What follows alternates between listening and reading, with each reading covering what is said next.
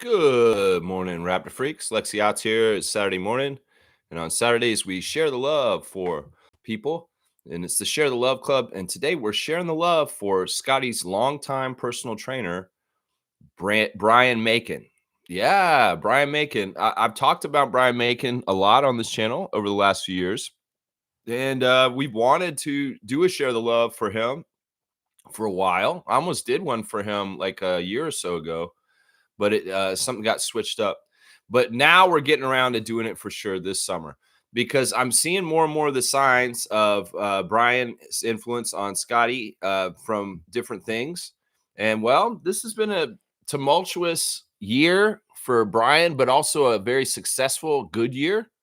It's a weird year. It's a year of blessings and scares, and it's actually been a really good year for him in a lot of ways. Let me say, Scottie Barnes has been working with Brian Macon for over a decade.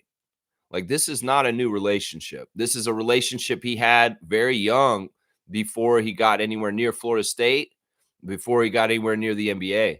And Brian's been a trusted trainer for Scott for a long, long time. And he's been a really good influence on him in getting, his head screwed on straight in different ways, to look at the world, to look at his ability, to look at his talent, and to look at the way he can develop it and get better and better.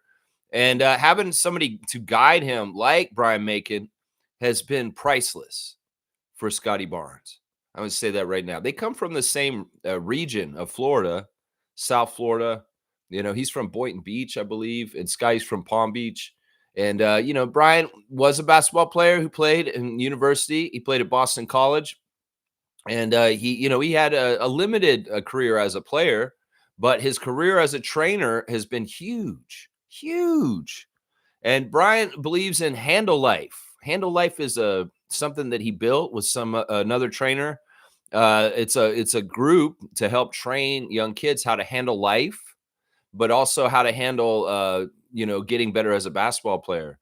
And it really is all about all facets of life, not just the basketball stuff. In some ways, it's about being able to work with different people. Like, a big thing about Handle Life is when you come and work out at a Handle Life training thing, it's people from all kinds of different backgrounds, and you have to be accepting and working with everybody. I mean, Scottie's been so awesome this whole time he's been on the Raptors. He's had so many different teammates, and he's been a loving, amazing teammate to so many of them. I think part of this is ensconced in the fundamental beliefs of the Handle Life program with Brian Macon.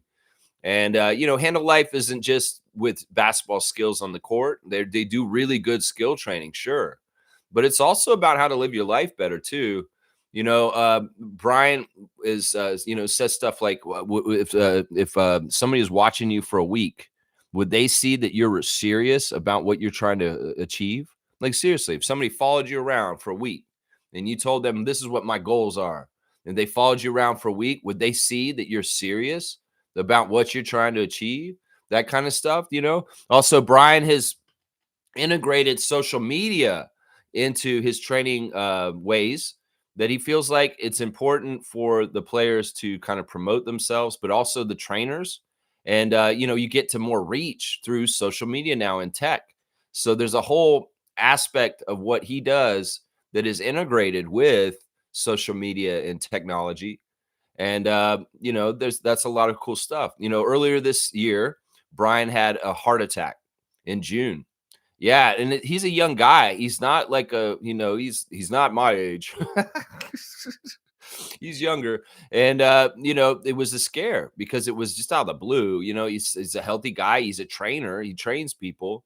But all of a sudden he had a heart attack at home, and his fiance, she helped save his life. Honestly, she got him to the hospital and brought him there, and he had 2 more heart attacks when he got to the hospital. And everybody's like, why did Brian have these heart attacks?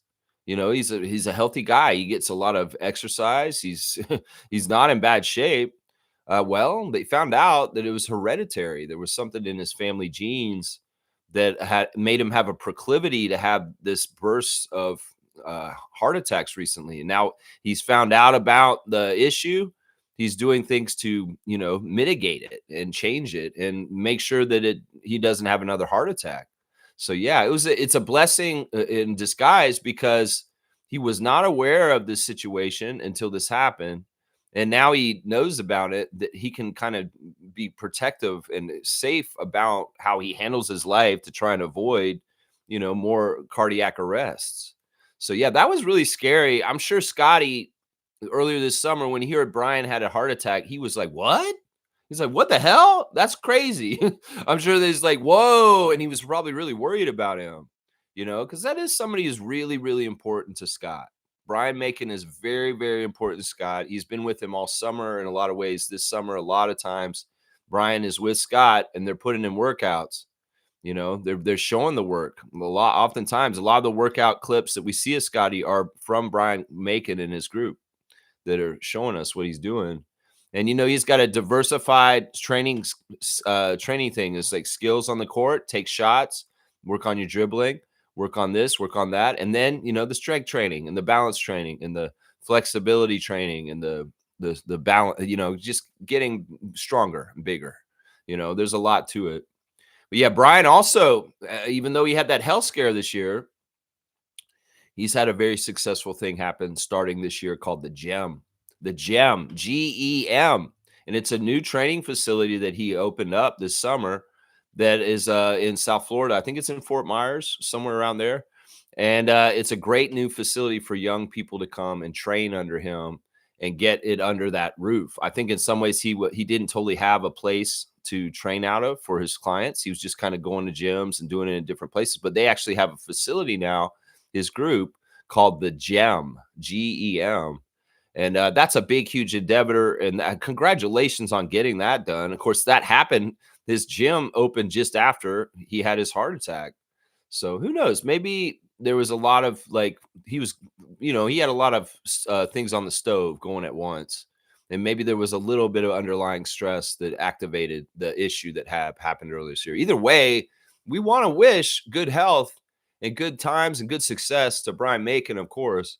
And, Scotty gets more and more good success from the tutelage of Brian Macon. It's really, really is an awesome thing. I know Scotty cares so much about Brian. And I know he points to him as a huge reason why Scotty is who he is today. Raptors fans, if you want to thank somebody for some of the things that Scottie Barnes is, you can thank Brian Macon. Seriously. He's been a huge, huge influence on him, not just in basketball skill ways, but also as a mentor and as a person that's given him guidance and helped him. The whole social media aspect of Brian is something that teaches Scott too. Like, he can probably teach him how to be savvy with his image and how to market himself better. You got to be smart. You got to be smart in today's world. As an athlete, you have an NIL, a name, image, and likeness. And you want to market it just like the JYD does with his role player book behind me right there. It's like, relentless opportunists leveraging everything is what Jerome's saying. And well, Scotty has a brand. Scotty has a persona. Scotty is famous. Scotty has the ability to get marketing and to influence people. And Brian Macon has a savvy mind for tech and business, and in some ways he's involved in that kind of stuff with image and likeness for some of the people that he trains. And I think Scotty's one of them. Of course, his manager Nick's going to help Scott a lot, but also Brian probably is one of the advisors that Scott looks to for advice in certain situations. So salute to Brian Macon. I'm glad that you're doing much better medically than earlier this year. And I'm glad to see you're smiling, your family's happy, and you got your new facility. And I love seeing the clips of Scotty putting up shots in the gym with you, Brian Macon. And I know every single summer he's putting in the time to get better and better. And we appreciate that as Raptors fans because we want to win. And we know that Brian Macon helping Scotty is going to help us better to win. And I appreciate that. Yeah. Yeah. Scotty is really confident right now. He said those things on Twitch yesterday, 2 days ago when they launched the 2K26. And I feel like, where he gets his confidence from is from the work with Brian. Is that he's getting all this time in with the weights and the shots, and when you do that a lot and you really, really are going through it to the hard stuff, the off-season work that nobody sees, when you do that a lot, in some ways, Scotty's a good gauge for himself. He could tell maybe if he's gotten better or not. And he's given us signs in the offseason just before the season that, yeah, I've gotten better at this in the past. I paid real close attention. I understand. And in some ways, this year, coming in from the off season into the preseason coming up next month, uh, he seems like another level of confident about the work he's put in this summer and how it's going to be looking on the court.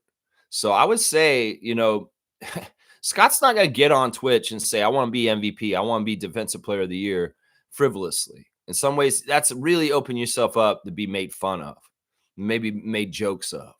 He's not going to do that unless he really does think he has the ability and the opportunity and the possibility to do this. He'd be silly to be saying this stuff if he didn't really think he could do it. I think he can do it. I think he knows he can do it. And well, it may not be this year, but the ultimate goal is that stuff that he said. I think that he's going to have a year this year that's going to really blow everybody away. I really do. I think that in some ways, the expectations of some people for Scottie have been silly, and that they're going to see that they've been silly because, listen, he's got us. You got to understand, he's got us.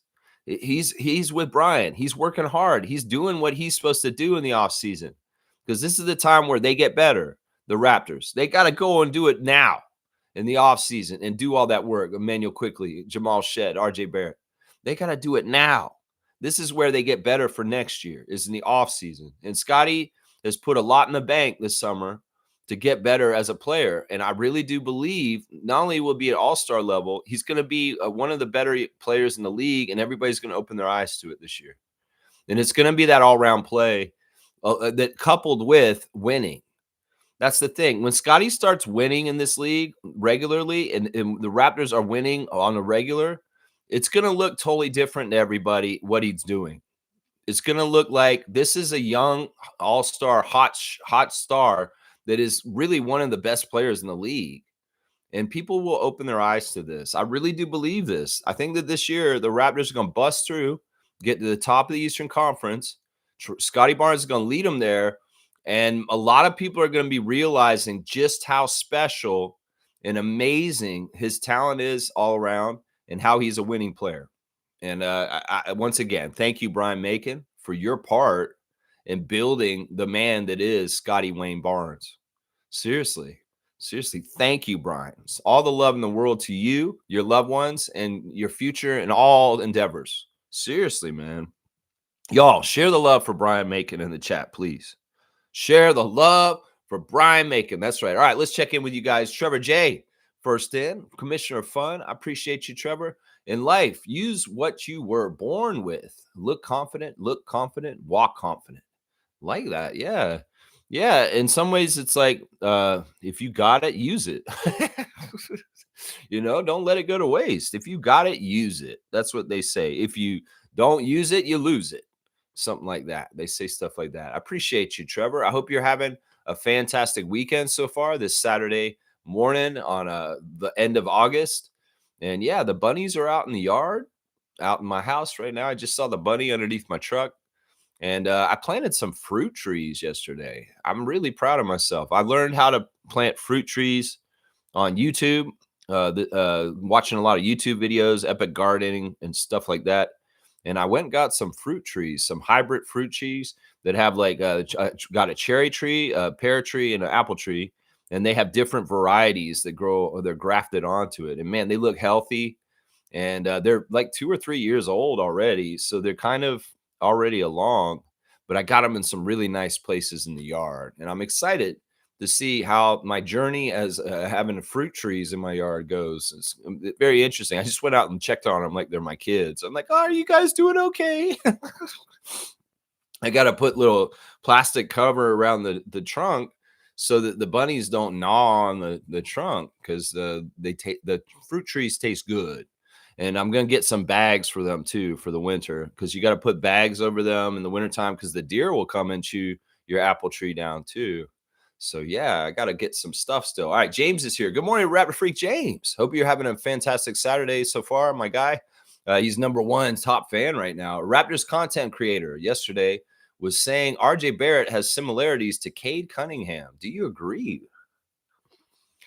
I would normally say this is weird because Cade's younger than RJ, but I mean this is a compliment.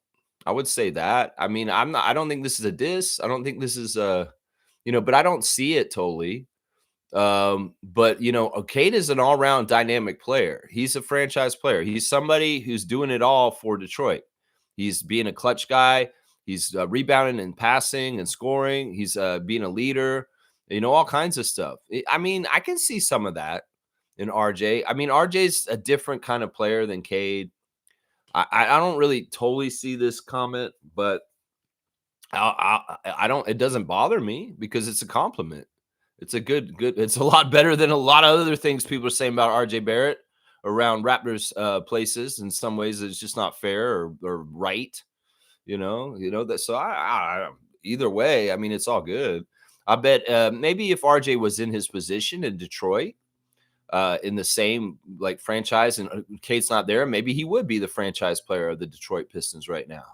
Maybe he would. That's part of it, is the Cade's a franchise player like Scottie. And in some ways, everything gravitates around him right now. But if RJ was there, maybe he would be the franchise player and they build everything around him. Who knows? RJ has improved since the Knicks. Lex, what other small changes can he make to get even better? There's a clip that's out this week from a Raptors official admin, and it has the top 3 assist makers from last year. And well, Scottie's on that list, of course. Emmanuel is too. But who's the third most assists from last season? Well, it's RJ. I thought maybe Jamal Shed was one of the top 3 assist makers for the Raptors last year, but no, it's Barbecue straight up. It's Barbecue straight up. BBQ is the 3 top assist guys, and Shed is 4th, I think. But watching RJ's passes in that clip, that little 5-minute clip of Scottie and Emmanuel and RJ's best passes, lots of no looks, lots of bounce passes, lots of lobs, man, he's gotten so good as a passer. I never understood why people said he couldn't pass, because man, he can pass. He can pass really good. Now, what small changes can RJ make to be better? Well, I think that some of the stuff is like, obviously, one of the easiest things he could do to get better is to do better at free throws. I think that he lacks concentration sometimes at the free throw line, and he misses stupid free throws when he shouldn't. I think that maybe if he tinkered with his free throw technique a little bit, maybe he would get in the zone better and breathe better. I feel like part of it is he doesn't use his legs every time he shoots free throws. Like, he needs to bend his knees. I mean, this is really basic, easy stuff to kind of change. But we've seen his struggles with free throws being very kind of maddening at times. Like, oh my gosh, RJ, why are you missing this free throw? The defensive stuff he's gotten better with. And the whole thing with this is, his defense is not as bad as everybody thinks it is. The whole thing is that before, he was really an offensive, like one side offensive kind of guy in New York, but in Toronto, with better defenders around him and a better team defense, he's going to have to play more defensive oriented. And he has. In some ways, it's like basically positioning and watching where the other players on his team are playing defensively, and then, doing the next move that's supposed to make the most sense in the way that the Raptors have their defense. He's just got to be on that. And some of it's just paying attention, is being ready. It's being ready to get to this spot right now. It's about recovering. It's about coming to help here. It's about hedging here. It's just being more defensively aware and having a high IQ about, being in the right place at the right time. RJ may not be the fastest on his feet around on the defensive end, but hey, people like Larry Bird weren't either. And they were very effective at times just from knowledge and IQ and understanding, kind of the way basketball kind of happens and plays form and being a step ahead. RJ is a very, very intelligent guy who can telegraph things. And it could very well be that the more he gets in his mind about telegraphing and kind of seeing things ahead of time, he'll become an even better defender. But yeah, those are maybe the two biggest areas. I mean, they're the biggest gripes. Now, his shooting is always going to be pretty good. I think that he's a very good 3-point shooter. And I think that, obviously, like Scott, if he's putting up a lot of shots this summer, he should shoot better this year too. So yeah, those are the kind of things I see. Monique is here. The super fan Monique Lawrence is here in the house. Always more bona fide on the chat when super fan is present. I love you, Monique. How are you this morning? Let's see what she's saying. Good morning, Raptor Freak crew. Brian is truly the best. The way he edits videos of Scottie. Wow. Brian has done so many interviews over the years. That's how great he is with Scottie. Yeah, I mean, it's one thing is like, look, when you train with somebody, you may want a diversification of trainers just to get different information from different teachers. But Scottie's been really solidly with Brian Macon since a very formative preteen years of his life. So, like I said, I think he's been training with Brian for over 10 years now. So there's a lot of trust. There's a lot of shorthand knowledge of each other and what they're thinking. It could very well be Scottie could look at Brian while they're training and they don't even have to say the words. They know what each other's thinking. And then Scottie's like, oh, okay, yeah, I'll go do this.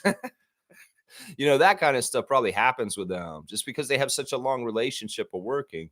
That shows that, like, also Scottie finds more and more to learn from him as time goes on, that there's a wealth of knowledge that Brian Macon could impart on Scottie Barnes.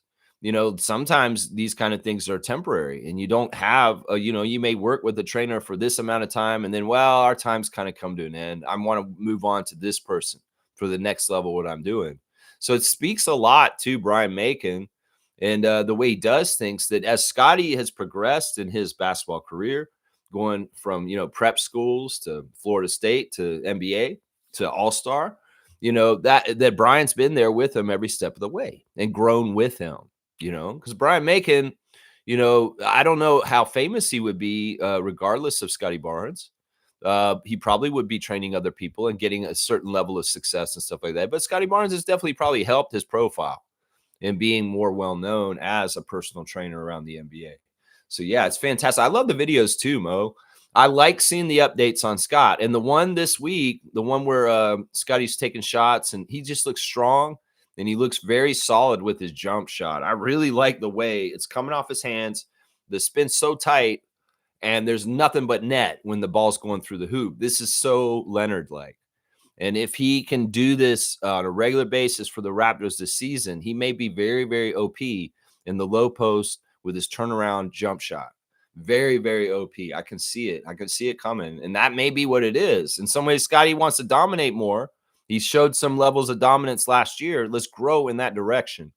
And let's get it even more locked down and part of your bag and your build, Scott. Let's see it. Let's see it. That's right. Very big health scare for Brian recently, indeed. Yeah, that's got to be scary, especially when you think you're perfectly healthy and all of a sudden your heart is attacking you. That's crazy. That's got to be very weird. And like, he had no signs that is like he's not healthy in any kind of way or anything like this happening. It wasn't about health. It was a hereditary thing. But yeah, that's got to be really kind of a wake-up call. That will get you thinking about what matters. And speaking of that, let's go check in the Instagram stories because there's a story that's kind of on that right here. Jamal Shed has got a bump on Mamu every play. He's like, this is something like that. I don't know. He's like something like Mamu's saying something about this pass. I guess it's something that he wants to do with Jamal Shed when the season starts. So that'll be fun. Let's see. Shed is putting in work and he's with Key the trainer. He's with Key the trainer, and it looks like Jamal's with Brandon, guys. Like, so there you go. Brandon and Jamal are putting in work together with Key the trainer, according to this. That's Brandon Ingram in the middle of the picture with Jamal Shed. And that looks like a big goofy guy who plays for the Lakers. No, who is that other guy? That other guy is somebody totally different. I don't know who he is. He's not on the Raptors. SGA's got that butter shoe. It's the same color as butter. He got them butter shoes. That shoe is the color of butter. Yeah, Converse hoops. Shea Gilgeous-Alexander, butter shoes. He calls them butter shoes. It's like butter shots. He called them butter shots. All right, go get your butter shots. Evan Gilliard, the second, is back in the gym putting that work.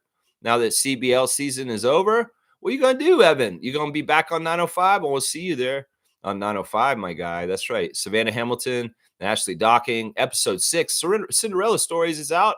Y'all go listen to the ladies. They're hilarious. They've got great views. They're covering the women's sports, all kinds of stuff, and they are fun, man. Their chemistry, their back and forth is hilarious, y'all. Cinderella Stories, I'll put y'all on blast. Y'all are seriously funny. Seriously, there you go. So check out episode 6. It looks like they're talking a little bit about that tennis controversy recently. The NBA has to be ready for a female head coach. This is an interesting story. Dawn Staley came out this week and openly said she feels like she messed up her chance to be the Knicks head coach.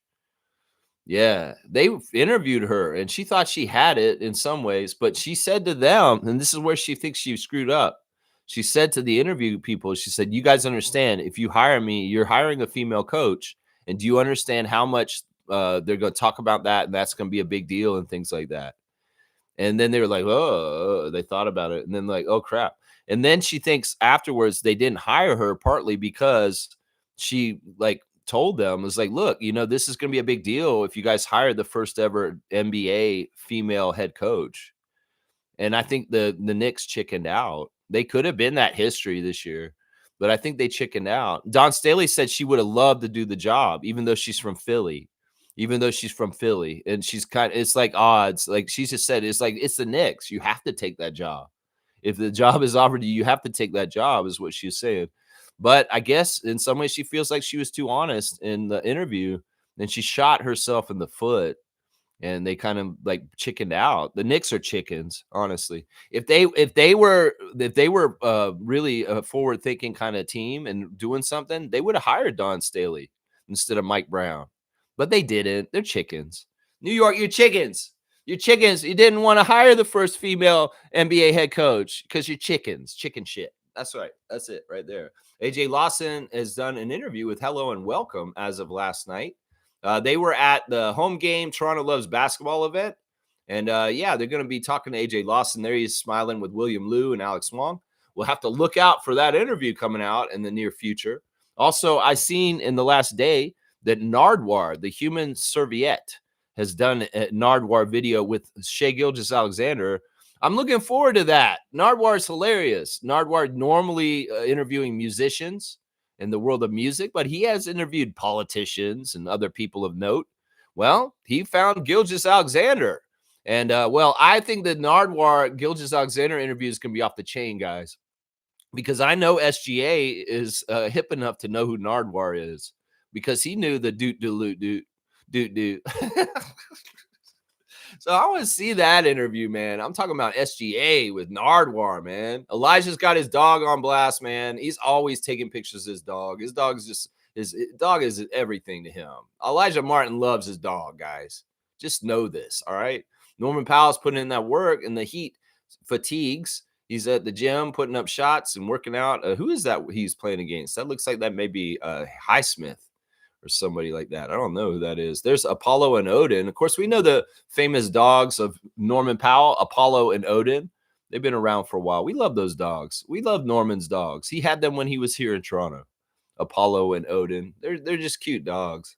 Cute dogs. They got to be getting up there though in age. Yeah. Understand the grind is on the street with the kids, taking pictures. Great turnout for the Understand the Grind camp with Norman Powell at the Lincoln High School in San Diego. Can't wait till next year. That's right. Let's go, Norman. Here's the quote right here. Always believe you're great, even before anyone else believes it. That's Jay-Z, a quote by Jay-Z that Norman Powell's putting out there. So always believe you're great before everybody else can see it. There you go. I like that. The Understand the Grind camp, all kinds of great footage and pictures of people and the sponsors. Yeah, good stuff. Also, he's got this. And this is the thing I'm talking about from Brian Macon. Norman Powell is quoting Chadwick Boseman, of course, the actor who died tragically very young due to health issues. You have to cherish things in a different way when you know the clock is ticking. Yeah. Yeah, that hits home. I mean, seriously, in a lot of ways, we've got to understand what's important and what isn't, and really put that time towards what's important, and what isn't can wait or it can just be forgotten. Seriously, and a lot of what's important is family. A lot of what's important is, things that matter to you that you want to do while you have the time to do it. And yeah, I hope that Norman's okay. I guess he's just kind of talking about, I better grind while I can, is what he's saying. Zach Eady, let's see what he's doing on his Instagram real quick. Yeah, coach. He's happy for a guy named who is that? Ethan Morton. He's Illinois State's new basketball director of operations. And I guess he's a personal friend of Zach Eady. So yeah, coach. From Zach Eady to you, Ethan, with your new position there. So, Siakam's doing a joint venture with Jerace Walker right now, and that joint venture is social media and workout. Meaning Jerace, his teammate for the Pacers, is down at Siakam's house with him in Orlando, and they are putting up shots on that personalized PS43 court. So Jerace Walker is putting in the work with the great Siakam right now. I love it. I love it. I love it. Scottie was going on about Siakam on his Twitch again in the last couple of days. He's just saying, I remember this because I got on and he's talking about Siakam. He's saying, man, I love Pascal so much, man. It's like when I saw him play when I was on the team with him, he was just amazing. He's my favorite player. And he's gotten even better. Like, I like what he did with Indiana. This is what Scott was saying, like this on his Twitch 2 days ago, going on about Pascal and just how amazing Siakam's game is and the way he scores and what he does. Scott is a huge fan of Siakam, guys. You guys got to realize this. Also, Serge Ibaka, a big fan of Pascal's. That interview with Lindsey Dunn recently, where he goes on about talking about hanging out with Siakam at the soccer game recently in New York. And, he said he hadn't seen Pascal in a couple of years, and they have a lot to talk about. That he liked to catch up with him. He calls him his African little brother. And he was very proud of Siakam getting so close to the championship this year with Indiana, and just barely there. But he's really proud of what Siakam has grown into too himself, Serge Ibaka. So yeah, we love that stuff. We love that stuff. We love you, Pascal. We really, really do. There they are, putting up the shots. Siakam's got a number 9 jersey on. Yeah, there you go, Pascal and Jerace putting up their shots. Colin Murray Boyles is putting on blast. Who is that? That is a West Virginia player. Morris is his name. Morris Gusick or something like that. I don't know. But yeah, West Virginia hoops, and Colin Murray Boyles put that on blast. Let's see what else we got. Eric Smith's looking for people to join in his charity golf tournament. It's for the Hydrocephalus Canada 18th charity golf tournament, and they need people. If you want to come join them on September 15th at the Carlisle Golf and Country Club, the registration ends on September the 8th. If you want to join, DM Eric Smith. If I knew how to golf, and I would maybe do this, honestly, it seems like a good cause. I really know that this is a cause that Eric Smith brings up every year, the hydrocephalus. And so, yeah, if you can support this, even if it's just a donation to the cause, or go and golf with Eric. I mean, do it. Just go golf with him. Seriously. Just go golf with him. Eric's book is coming out sooner and sooner, man. We the Raptors. 30 players, 30 stories, 30 years. Eric Smith and Eric Bricker. Yeah, I'm excited about this book. I kind of feel like I ripped them off a little bit this week with my 50 Raptors on my 50th birthday earlier this week. But in some ways, it's like, who cares, Lex? You can have 50 favorite Raptors for your 50th birthday. Eric Smith can have 30 Raptors for his 30-year book.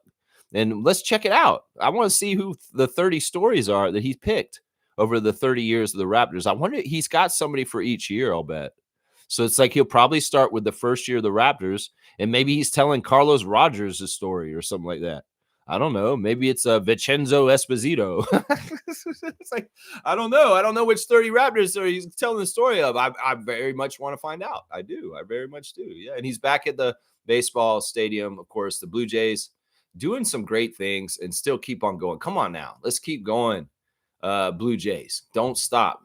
Slim Duck on the court. TMU Still putting in that work, man. Still putting in the work. And he loves Shia LaBeouf. He's like, when you see your bros doing good in life. There you go. I love it. Andrew Jones has announced the coaches clinic for the 905 will be on Sunday, September the 14th, 10 a.m. to 1 p.m. at Paramount Fine Food Center. So it's basically like the Raptors open house with the coaches open house, except this is the coaches clinic for the 905 staff. So yeah, if you're in the Mississauga area and you want to get down there for September 14th, 10 a.m. on a Sunday at the Paramount Fine Food Center, if you want to do that. Hello, Jack is well with Scottie. And you know what they're doing? They're filming more Google Pixel commercials for this season. You know, this has been something I wondered if they do all the time, but they do every summer now. They have they get together and Jack and Scottie sit in front of the green screen and at that Google Pixel little booth, and they do their little reactions to people on subways and stuff like that.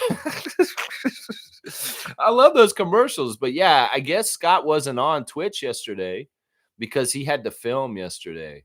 So he was filming the Google Pixel commercials with Jack Armstrong yesterday, guys.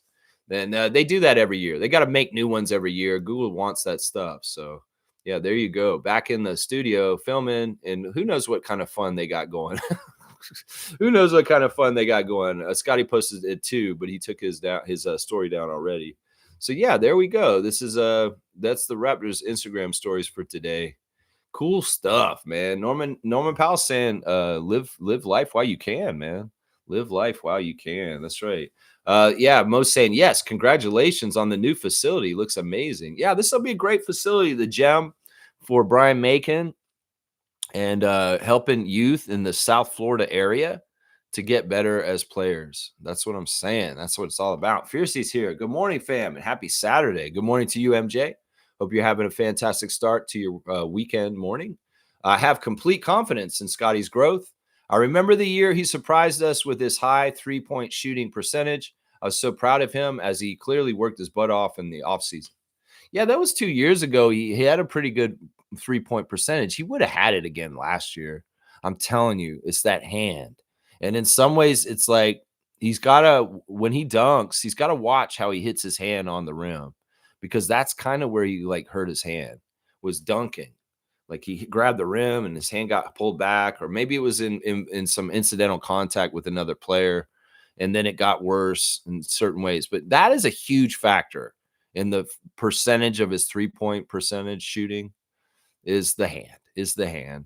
And honestly, last year was aberration. It's not the norm. People that think Scottie's bad three-point shooting last year is the norm, you guys are wrong. Then you're going to find out, because the carpals and the metacarpals are going to be a lot better this year. This is all going to be better. Watch. That's right. That's right. Scottie on blast. I love it. I love it. I love it. Sharing the love for Brian Macon. That's right. We're sharing the love for Scottie's guy, Brian Macon. That's right. Making Scottie better. That's what it is. Brian making Scottie better. That's what I'd be calling him. That's right. G saying, not only does Brian seem like a great trainer, he seems like a great person too. Yeah, that's what I'm saying. Like, you know, basketball is one thing. Basketball skills is one thing. But in some ways, some people say basketball is life. And in some ways, life is taught through basketball. And you learn about life through basketball. And in some ways, you know, you can become a better person in life because of basketball. I'm telling you, man. And these people see this, man. Gee, good morning to you, sir. The original Raptor Freak trivia champion. That's right. Kaz said, good morning, everyone. Good morning to you, Trucker Kaz. And that is my sign to go check in on the WNBA fantasy when I see Trucker Kaz, who's in the semifinals against champion Meredith. Let's see what's happening here with the matchups from last night. This has been a battle back and forth. Right now, Kaz does have the lead in the matchup. It's looking like about a 40-point lead right now, a 48-point lead to be exact. So Meredith's got his work cut out for him in the last 2 days of the weekend. Hopefully he has an Aja Wilson game coming up. Not today, but he will tomorrow, it looks like. So yeah, this is going to be a battle. It looks like Kaz has got a full lineup for today to play. And, well, I bet you Meredith might go and get on the waiver wire and just grab somebody real quick to put in that last spot. We'll have to see. But either way, that battle is going on pretty tough. And the one with me and Kareem Thomas has been Very contentious, 460 to 397. So I'm winning by 63 now. So I've got a good lead on Kareem right now. And I've got a full slate of players for today already lined up. And well, he's probably going to need to get somebody to fill in one spot there too. And the other matchups, Cool Cat is beating Fiercey. JP is beating Mike. And Edmund is beating James. And those are the consolation brackets. So yeah, check on your teams. There's 2 more days in the semifinals, and then the final game to championship week starts on Monday for our WNBA Fantasy League, because the WNBA League season is going to be over after a week from tomorrow. So, yeah, you got to be ready. The season's ending quick. That's right. Most saying news and notes. Hello and welcome. Going to be at home game, Toronto Loves Basketball Museum. Yeah, that happened last night. That was last night, that home game Toronto thing. And because AJ and him were with him, they filmed that thing last night. So that event was actually last night. So let's see. Fiercey's saying it's the Knicks. You got to take that job. Nah. Well, she's only saying that because of the history of basketball. The Knicks are one of the 2 original NBA teams. They've been in the league since the very beginning. The Boston Celtics and the New York Knicks are the only 2 original teams. And in some ways, it's the prestige. It's the history. In some ways, she said she had to take it not just because it's New York, but because she has to push the glass ceiling for women and get that job and bust through and do it. I mean, that's prestigious. If Dawn Staley becomes the first ever female NBA head coach, that's a big deal. That's a very big deal. Some people were saying it was going to be Becky Hammond. But if it's Dawn Staley, she pushing through. She wants to do that. You want to be known for that. So it's not just the job. It's the fact that you want to be the first. You want to be the first. That's right. Most saying, hey, Lex, are you amazed still seeing Amir Johnson play for the Big 3? I mean, yes and no. I mean, as a guy who just turned 50, Amir, how old is Amir right now? Amir is not, he's not older than me. I think we're about the same age and maybe a little younger. He may be a little younger than me. Yeah, Amir Johnson. What? That doesn't tell him his age right there. Let me get on Wikipedia. Yeah, I'm happy for Amir. I'm glad that he's still able to play professionally, that he's healthy enough to do it. I don't think he's that. No, he's really young, honestly, Monique. He's only 38. So he's younger than Kyle Lowry. So, I'm not surprised he's still playing in the Big 3. In some ways, 3-on-3 is not the same as full court NBA and running up and down. I mean, Charles Oakley was playing in that league like almost 50 years old. So I'm just glad that Amir's happy and he's competing still, In some ways it's like, I mean, he's only 38. He's deceivingly young. It's like we think he's so old because he's from such an era in our Raptors history. But honestly, he's still like, there's guys in the league that are older than him still, like LeBron, Chris Paul, and Kevin Durant. Those guys are all like around that age. Yeah. Now, let's see. Fiercely saying it's funny, how it's funny how many players appear in Google commercials, but yet you see them with iPhones. Who's in Google commercials? I guess I don't watch commercials. I try to avoid commercials. I don't know who's in these Google commercials other than Scotty and Jack. Who's in Google commercials? I don't even know. I don't know. Guys is saying salute to Sergeant Wayne Strainer. There you go. Salute to Sergeant Wayne. There you go. Let's see. Cool Cat's here. Good morning, Raptor Freak crew. Yeah, we got serious competition in WNBA fantasy. Yeah. I don't know. It's right now, if it starts the way it is right now, it's going to be me versus Kaz for the championship. And Kaz handled me pretty good the 2 times we played this season. So, like I said, I think that Kaz Meredith matchup is really kind of the championship matchup right now. So let's see if Meredith can figure it out in the next 2 days, because his three-peat is on the line. This guy wants to three-peat, man. 2 years already won it. He wants to win it a 3rd time in a row. Somehow, some way, he's going to try. I know he will. He's going to try. That's right. Fiercely saying, Cool Cat's kicking my butt. Cool Cat's saying, happy to see Coach Brian Macon healthy recovery and building his B-ball center. Yeah, this is good stuff. I'm happy for them in what he's done. The gem. I'm sure. I don't know if Scotty's gone to the gem. Maybe he's probably seen it. He's probably checked it out and been down there and checked it out.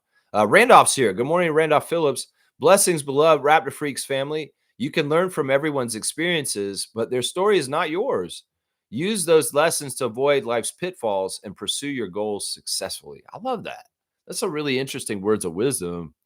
In some ways, look, we all have different paths in life. In some ways, like Scottie was saying on his Twitch the other day, we all are going to hit things at different times on our own schedules.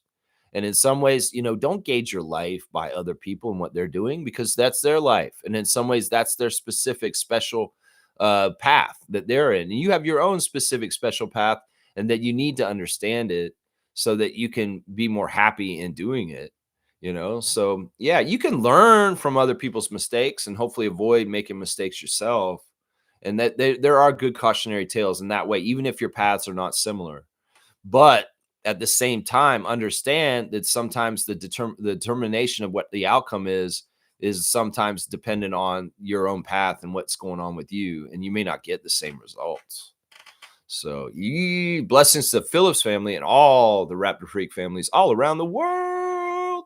That's right. Cool Cat saying fiercely, I have to look at your roster before making changes. There you go. They're playing for fun. They're playing for bragging rights. They're playing for their record. The record will be kept until the end, and you want to see what your record looks like at the end of the season. And if you're close to a winning record, you want to get that winning record. You want to win more than you've lost. You know what I'm saying? That's right. Google commercials. Giannis and Joel are in Google commercials. I've never seen those Google commercials with Antetokounmpo and Embiid. I feel privileged for not seeing them. I've never seen Giannis in a Google commercial. I don't think I've seen him in a Google commercial. It's weird. I guess I don't watch regular TV at all, guys. I watch YouTube, and there ain't no Google commercial I'm seeing on there. And sometimes I'll see commercials because of streams, and that's it. That's it. I'm not watching TV normal. I'm really not. Let's see. Fiercely saying Kaz looking to build a WNBA fantasy legacy. Well, he's a rookie. He's come in as a rookie, and he's doing really well. He's taken to it very, very well. But that doesn't mean he's going to have another year that's as successful as this year. He's had a really good year this year. Really, really good year. We'll have to see. Some of it has to do with the draft. Some of it has to do with, the way he's managing his team is very exemplary. I will say that. He's done a very good job staying on top of things and maximizing his point totals by really looking and seeing where he could do what he could do. And yeah, he's been very, very good. Sometimes, I won't call it beginner's luck. He's used a lot of skill. I can tell. Yeah. Yeah. Let's see. Fiercely saying, I can no longer change my players as I get the maximum 10 roster changes message. It's a learning process for me, and I will be more strategic in my lineup changes next year.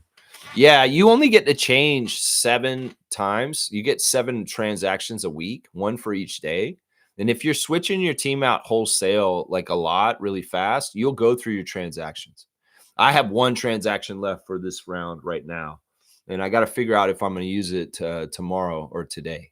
So I got to figure it out. I'll do it after the stream. Mo's bringing this up tonight, guys, at 8 p.m.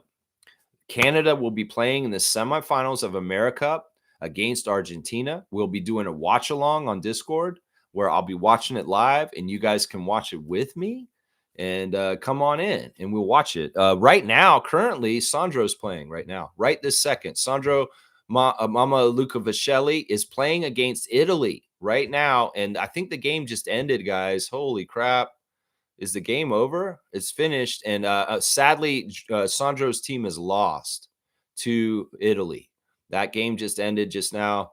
Danilo Gallinari did not score any points, but Simone Fontecchio of the NBA scored 14 points for Italy this morning. And it looks like Italy has taken out Sandro Mamu and the Georgia team. I guess it wasn't a good matchup in certain ways. Let's see what Sandro did. Sandro got 13 points in 30 minutes on 4-11 shooting. He shot 0 for 4 from 3, 5 of 7 at the free throw line, 5 rebounds, 3 assists, 4 steals, a minus 17 for Alexander Mama Lucavashvili. So, yeah, that's too bad. Goga had 22 for them also. So, yeah, I hate that. I wanted them to win, but they're done. They're they're not done, but they lost this one to Italy. So they're 1-1 at this point. Georgia beating Spain a couple of days ago, but Italy beating Sandro and Georgia just now. That game just ended like in the last 10 minutes, honestly. So yeah, it's too bad. It's too bad. It is what it is. They're going to play Cyprus and a couple other teams in their group. They play again tomorrow at 8 a.m. It's like Sandro and Georgia play at 8 a.m. almost every day for the next few days. Seriously. So you could probably see them again tomorrow. I think they're playing who are they playing tomorrow? Let me look at that. I think they're playing Cyprus tomorrow. I want to say they're playing Cyprus. But yeah, that's too bad. Georgia's now 1-1 in their battle in the Group C of the Eurobasket. And yeah, they lost the game to Italy today, and they will play Greece. Actually, they play Greece tomorrow. So they're playing Giannis tomorrow, guys. So it's Giannis versus Sandro at 8 a.m. tomorrow morning. Yeah, yikes. And then they play again Cyprus on Tuesday, and then Bosnia Herzegovina on Thursday. So they grouped up the games weird. Either way, well, let's see how they do against Greece. Greece is a tough team. I believe they have Giannis, right? Greece is playing with Giannis. Is he because he hit that guy in the head, right? Yeah, he is playing for them. So yeah, Sandro's going to be playing Greece tomorrow. That's a tough matchup. That's a tough matchup right there. Yeah, that's a tough matchup. All right, let's see what's going on and more in the chat. Let's see. Kareem Thomas is saying being a three-peat offender in fantasy is crazy. Kaz is a gem. How are you with NFL fantasy? Well, it's not him. It's Meredith that's the three-peat trying to go for MK. Meredith is the two-time champion, and he's trying to be a three-peat. Kaz is the rookie trying to come and stop him. Kaz has the best regular season record, but Meredith is actually the three-peater. That's right. Kaz saying, thanks for the nice words, y'all. I don't follow football at all, so I would be terrible. Well, it's the same kind of thing. Like if if you learn, if you just study the stats and you pay attention to the way things kind of flow and kind of the trends, you can get good at fantasy football fast. Some ways not having a proclivity for any of the players or teams means that you don't have any enemies and you don't have any favors, like you favorites. Oh, I might put this guy on my team. He's not as good as what I could get, but I just like him. So I put him on my team. I found that this has helped me when I played fantasy football, not having any kind of like proclivities for players, negative or positive. So I pick up anybody on my rosters. And, because in basketball, I will avoid people. I don't like putting Celtics on my team, stuff like that. So, you may find that, you may take to it very well. The other thing about football is that the schedule is so over the weekend. There'll be a couple of games that are on Thursday night and then on Monday night, but most of the games are on Sunday. And you can do most of your planning for your lineup as the week goes on. And you have a roster and you kind of look at, well, I could start this quarterback or I could start this quarterback. And you kind of look at the matchups for both the quarterbacks because you can only start one of them for that week. And sometimes you want to start the guy who has the better matchup and the better kind of situation that looks like they could do better. It may be that they're against a team that doesn't have a very good defense and they could run roughshod and get like a 4-touchdown game. So there's a lot of different ways to learn how to play fantasy football also. This is the thing. I should probably have my own YouTube channel separate from this that teaches people how to play fantasy sports because I know how to play all 4 of the major professional sports in fantasy and now the WNBA also. And I could give very good advice for people on how to try and win their leagues. Seriously, I could. I used to write a column on fantasy sports and how to win at fantasy sports. So I do have expertise in this. You'd be better than you think, Kaz. Trust me. You'd probably kick major ass at fantasy football. Fiercely saying this initiative was very good. I'm learning how to play while familiarizing ourselves with the players. Thank you. Yeah, it's a two-headed monster for Fiercely. She's learning how to play fantasy sports, and she's also learning the players of the WNBA. So we're ready for next year when the Toronto Tempos show up. That's right. That's what we want to see. Yeah, Kaz is saying Italy's a tough opponent. Yeah, historically, Italy's had pretty good players and done pretty well in history. It's crazy that they did better than Spain in some ways to me. So, I'm glad Georgia beat Spain already, but man, losing to Italy this morning, it is what it is. I think Sandro didn't have as good a game. It could very well be the matchup stuff too. Spain's best players are bigger players too, just like Georgia. And maybe Sandro and Goga are better than the Hernan Gomez brothers right now, and that's why. But in Italy's team, they are more guard oriented and maybe some more shooters on the outside in more that kind of way. And in some ways, they ran circles around Georgia in ways I don't know. I didn't see the game. I can't say for sure, but that's what it seems like. Yeah, shout out to former Raptor Marco Bellinelli. Yeah, he just recently retired. We heard that former Raptor Marco Bellinelli has retired from playing basketball. So congratulations to Marco on that. That's right, Italian Marco Bellinelli. That's right. Let's see. Kareem saying, I tell people that I'm in a WNBA fantasy, and at first they laugh. Then later they ask me if they can join next year. This is such a great avenue to learning the WNBA and such perfect timing with the tempo coming around. Yeah. I mean, we've been smart. We've kind of started this 3 years ago now, because this is the third year we've been playing WNBA fantasy in the summer on this channel, and it's been fantastic. And I've learned a lot about the WNBA from playing fantasy and refamiliarizing myself with all the players. And, this is going to be really helpful for us when we get into the tempo next year, because we'll know a bit more about who we're dealing with. We'll know more about the players the tempo get in the expansion draft.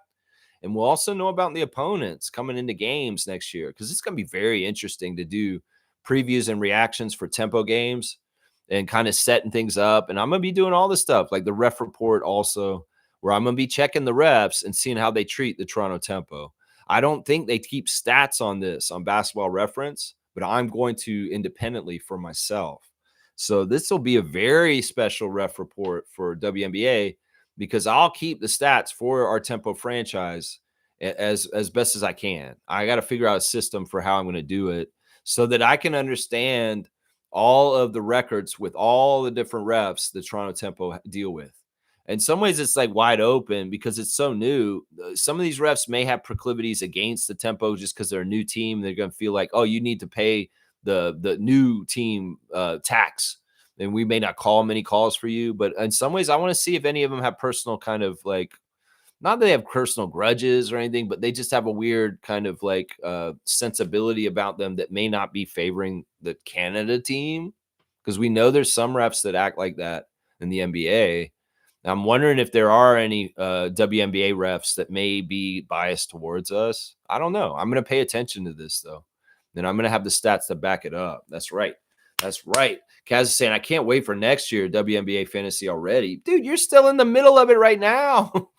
You need to stay focused on the now and not get ahead of yourself, because, next year will be next year, and you are in business right now and you're at the top, bro. You need to finish the job. If you're going to do this, you need to not get distracted, because it's not time yet. Yeah. Kareem's like, I understand why you thought it was Kaz, because Kaz has been so dominant this season with his record and the way he's been winning games, that I can understand why you thought he was the two-time champion. Now, Meredith had a tough year. He did not do well in the beginning of the season, and he came on stronger in the second half of the WNBA fantasy. And, he's in the spot that he's in. He kicked some butt to get to this spot. And he's another one that's really good with the roster changes and figuring out who to play when and all this kind of stuff.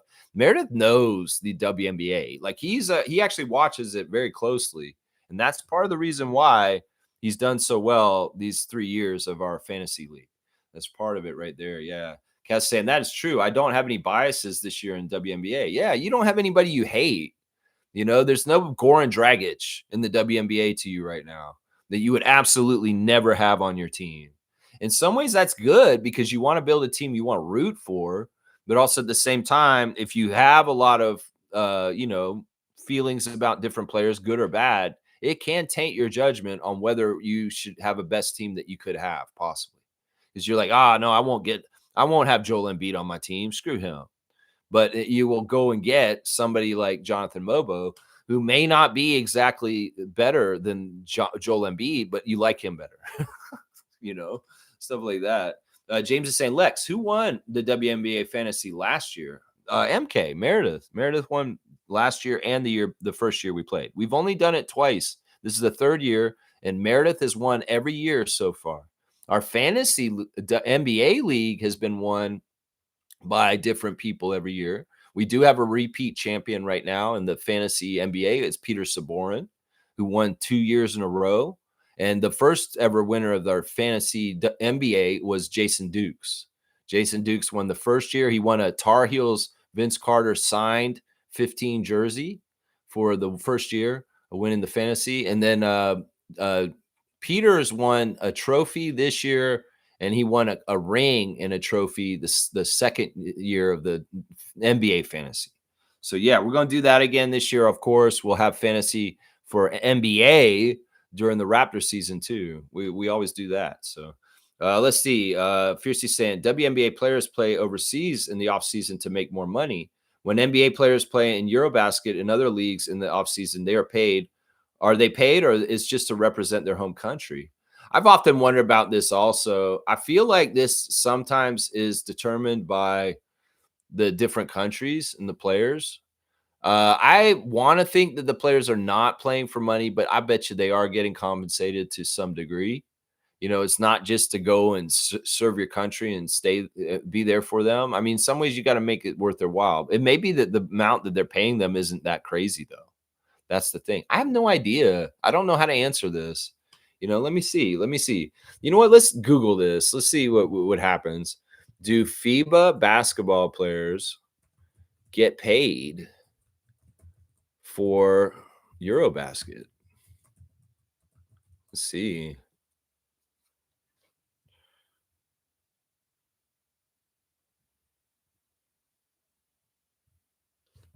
Oh, I didn't put a word in there. It's important. Okay. FIBA Eurobasket players are generally not directly paid by FIBA, but are paid by their national federations or clubs, with payments varying based on the player's star status and country's financial resources. High-profile NBA players on national teams will receive significant payment for their national team duty from their respective federations, while other players may receive a smaller stipend or their insurance covered, especially those from countries with smaller economies. So there you go. So yeah, they do get paid apparently, and it depends on how much the country wants to pay them for them to show up. But it looks like with the amount of NBA players coming to play for their national teams, that most of them are accepting the offers from their teams. You know, Luka, Giannis, Nikola, Kristaps. These guys are all coming in and playing. And well, how much are they getting paid? Is some of it national pride? I mean, does Jonas Valanciunas get paid the same amount of money playing for Team Lithuania right now as he did when he went there when he was 15? Probably not. I'll bet you he gets paid more now to come and show up for Lithuania. But it's all within the budget, and it's all within what they got to do. I mean, this is part of the reason why we talk about with Team Canada having money for Team Canada stuff with Marco Bartlett, is that maybe we do need to have a certain amount of money for SGA, RJ Barrett, and Dwight Powell, and Jamal Murray, and Nickel, and all those guys, Zach Edey. You know, I don't know. That's an interesting question, but that kind of was what I thought was the answer. Is that they kind of have, the guys that are just making the team, they're just getting a little stipend, barely anything, and they got insurance. Then the big name players, well, that's different. Make it worth their while, right? Make it worth their while.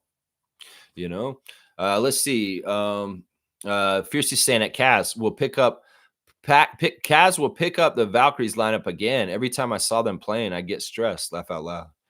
Yeah, I mean, I've picked up a couple of Valkyries. I got Monique Billings off of the waiver wire because she's going to return before we're done, and she's a top player for the Valkyries. So hopefully she'll come back and she'll bolster me in championship week next week. I did the same thing with JC Sheldon. I'm like stashing her to start to come back before the season ends, because they're going to be back soon, and hopefully there'll be little pickups for me to get better in some ways. That's right. Yeah. Monique's saying, Lex, did you hear Jalen Williams on the popularity of Toronto in our championship? If not, I'll post it. Jalen Williams of the Oklahoma City Thunder. As far as J-Dub, that Jalen Williams, and they got 2 Jalen Williams there too. I'm gonna go by your spelling and say that it's that guy. No, I didn't hear any interview with him about Toronto.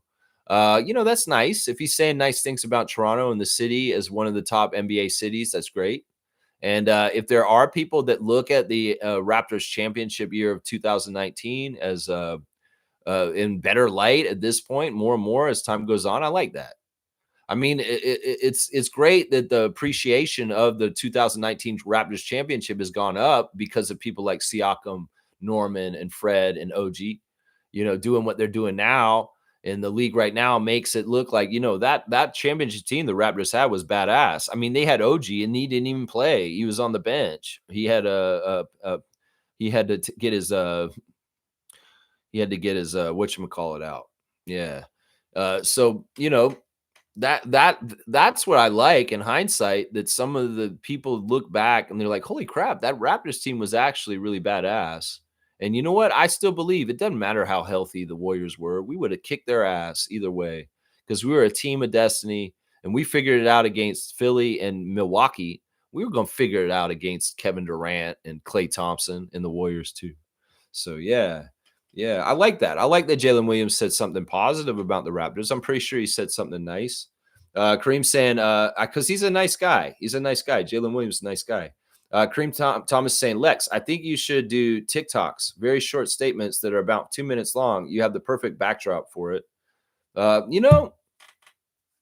I just don't like that form, man. I mean, the short attention span thing and like getting those things all set up. I know that's more digestible and I would get more of a following, but it's just not me, man. In some ways, it's like, look, I get it. Some people are not going to want to watch a 2-hour stream every day, and that's fine. That's fine. In some ways, some people will watch it every once in a while. Some people watch it for parts of it. Some people watch it on hyperspeed. That's what I say to people. If you're not watching me live, watch me on 1.5 or 1.75 speed. It'll go by really fast. But I don't know. I just don't have the time. Once again, to do TikToks and clip them out and do all this stuff is a lot of extra work. And the research and the time I put towards this channel already and the time just doing it is already so much. If I add another 2 hours to my day for this channel and like trying to clip out stuff, it's just, I don't find it worth it because I go every day.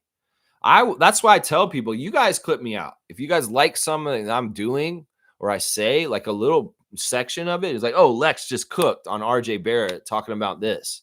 And, I would, if somebody else did that, that'd be great. But I just don't have the time to do it. I would though. I don't know if I like the format though. The little 2-second like short attention span shit. In some ways, I don't know. I don't know. It's weird. Kaz is saying that is a great point, Kareem, especially with the tempo coming. I don't know. I mean, in some ways, once again, my goals for this channel aren't exactly the same goals as every other YouTube creator. They really aren't. YouTube is trying to force me to change my interaction with you guys. There's like some things I can unlock that I'm not unlocking. And it's basically ways that they can make more money off my channel. And I understand that. And in some ways, I don't care because that's not what my goal is. I just want a platform to be able to speak and do what I do in the morning. And I don't really care if I get 1 million subscribers. I don't care if I get 10,000 clicks. I don't care if, none of this stuff matters to me. I don't care if I make any money off this channel either. This is all purely a passion project, and it's a place to talk about Raptors. It's really a forum for you guys, along with me, to keep up to date with Raptors and stay strong and keep the culture strong and be role models for other Raptors Nation people so that they can kind of like understand, what's going on with the team amidst all the noise and the bullshit. So, I mean, my goals are not in any kind of way self-serving. It's like, in some ways, I mean, it was like, what do you mean? You're on every day just talking out your ass and your ego. I'm like, well, I enjoy that. It's part of what I like doing. And in some ways, I do have a expertise in the world of the Toronto Raptors from being a fan for 30 years and working for them for a period of time and just watching them so closely It's not about the clicks. It's not about getting more people. It's not about making shorts and getting people in and finding me. None of that matters to me. I don't give a shit. In fact, I'd rather have a tighter, littler crew like you guys than like let's say I do go viral all of a sudden, and there's all of a sudden like 10 times more people in here than you guys. I'd have to figure out how to manage the stream in a different way. I may really have to go into membership tiers and say, no, only the members are getting their comments read. There could be more of a headache if I get big than what we're doing right now. So in some ways, it's like, it's not that I don't want success. In some ways, success to me is something totally different than what you guys might think it is. Some people may say, oh, no, your success would be getting 1 million subscribers, Lex. No, my success to me is to consistently show up every day and continue to do this every day. And that's success to me. The fact that I get in here and do this every single day for 3 years straight now, that is way more the mark of success to me, is being consistent and showing up. And it's not necessarily about the views. It's not necessarily about the subscribers. It's not necessarily about the revenue. YouTube's mad at me because they know they could make way more money off of me if I put ad breaks in and I did all this kind of stuff. I don't want to do any of that because in some ways I get it. They're going to make some money off of me regardless. If you guys give me super chats, if you guys are paying membership, they're getting their cut. But in some ways, they want to absolutely commoditize me and make as much money off me as possible. That's why they're always asking me, no, you need to add these services on your channel. These services, they've been asking me for 6 months and I haven't activated them. And part of it is just because I know that most of those services are just meant to try and get money out of you guys. And I'm not about it. I was very much on the fence about whether I should even monetize this channel when it first came to me and they said, you can monetize your channel now. And I was like, money always ruins things. And in some ways, I'm not trying to let it ruin this, is what I'm saying. That's what I'm saying right there. I mean, you guys, I know you guys' intentions are the best for this. And in some ways, I'm going to grow either way. It's just that in some ways, I don't want to grow to the point where it's very hard to deal with because all of a sudden, boom, there's 1 million people here. It may happen at some point, not on that level at some point, but something like that. All right, Frito is here. We got Frito. Frito, are you related to Corleone? Are you Corleone?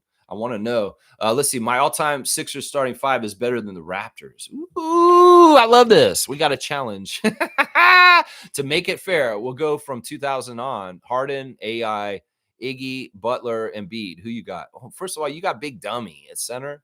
That guy has got a wooden leg, and that man ain't gonna ever play for you again. I hope you don't feel too strong about your chances this year, Frito. Yeah, because in some ways the schedule and the Sixers, Nick Nurse, all that stuff, you guys are basically, yeah, we'll take you out in the boat. Yeah, we'll do that, Frito. We'll take you out in the boat. I'll just say that because I don't have any faith that Joel Embiid will ever be healthy enough to play in the NBA ever again. I'm going to say this right now. Seriously, he's had too many surgeries on his knees, and it's been too quickly that he gets hurt again. So you go ahead and bring back Joel. You bring him back and you show him, put him on the court. I don't give a shit about the best five, whatever. You want to do that court? I'll answer you in a second, though. But I'm talking about next year, and I'm talking about the Sixers, and I'm talking about how y'all ain't going nowhere again. You're going to be exactly like you were last year. Trust me. There's certain problems with chemistry on your team. Nick Nurse has lost the group just like he did in Toronto. You guys were so off on each other last year. Garishon Yabusele, he left and he went to New York. And when he went to New York, you know what he said about Philadelphia, By? He said this. He said, they don't know what the fuck they're doing there. They're all messed up. It's like he couldn't wait to get off that team in Philadelphia to get to New York City this summer, because it's like, what did I do this past year in Philadelphia? I wasted my damn life. Kyle Lowry's having a hard time right now, guy. He's having a hard time. We understand our growth. He's like, what the fuck is going on here? Last year may have been his last season in the NBA, but it went so bad. He's got to put off retiring and go in for one more year just to try and make it. I feel bad for Kyle because it's going to be just as bad this year. Paul George is aloof as fuck. You think you can depend on Paul George for anything? That man checked out on his career 8 years ago. And Joel Embiid's knee is not going to allow him to play again. You guys go as far as Joel goes, and Joel ain't going nowhere. So that's your reality, Sixers fan. You're going to be tempted to think, oh, we're going to have a great year because people are going to come back healthy. Nope. That's not what's going to happen. You're going to have the same kind of year as last year. Injuries, confusion, and losing. And y'all might get swept by the Raptors again this year. Seriously, you might get swept by the Raptors again this year. Trust me. All right, your all-time Sixers starting five. Let's make it all time. I don't give a shit. Go get Dr. J. Go get fucking Moses Malone and Charles Barkley. I don't give a shit. I'll give you a starting five for the Raptors from 2000. All right. Kyle Lowry, yeah. Kyle Lowry. DeMar DeRozan, yeah. Kawhi Leonard, Pascal Siakam. And why don't we just put in Marc Gasol, who kind of owns Joel Embiid when he faces him in the past in the playoffs. So, yeah, I'll take that team over your who are your guys? Iggy? You put Iguodala on there? What he's a fake at Finals MVP. Honestly, I don't understand that one. Jimmy Butler's a good player. I like Jimmy Butler. You put AI on your team. AI's all right, but he was never a winner. He's a selfish player. James Harden. Seriously, you went with James Harden? You can't depend on James in the playoffs, my guy. Come on now, Frito. I'll take Kawhi Leonard over James Harden any day in that kind of a battle. That's right. Frito, thanks for being here. Thanks for the fun. And I hope you like my prognosis for Philadelphia this year. That's right. Fiercely saying, I prefer ESPN's fantasy platform to Yahoo's. I don't. And it's partly because I'm used to Yahoo's. I've used Yahoo since the beginning. And I only use ESPN for WNBA is because it's the only place where WNBA fantasy is. If Yahoo had a WNBA fantasy, I'd do it on there. I don't like ESPN's fantasy system. I know you like it and you have more preference to it, but I'm the opposite. In some ways, Yahoo's way easier to figure out to me. Most saying no championship team will ever top off Toronto's parade. You know, it's going to be tough. I mean, some people say that they have bigger crowds than us, but I don't believe them. You've got to understand the scale of what the Toronto Raptors championship parade was in 2019. The overhead shots, just how much humanity was in the streets. All the kids left school and went down there. Everybody was down there. I really do believe the numbers that say it was between 2 to 3 million people. Because this is the thing. Sometimes these parade routes are short and they're not very set up very long in some of the other cities like LA and Boston. This parade route that we had in Toronto was very long. And there were people from the Princess of Wales gates where the buses got stuck because there was too many people and they got the whole thing delayed all the way down Lakeshore, all the way up University, all the way to City Hall. And there were so many people. And I was on University over near Queen Street.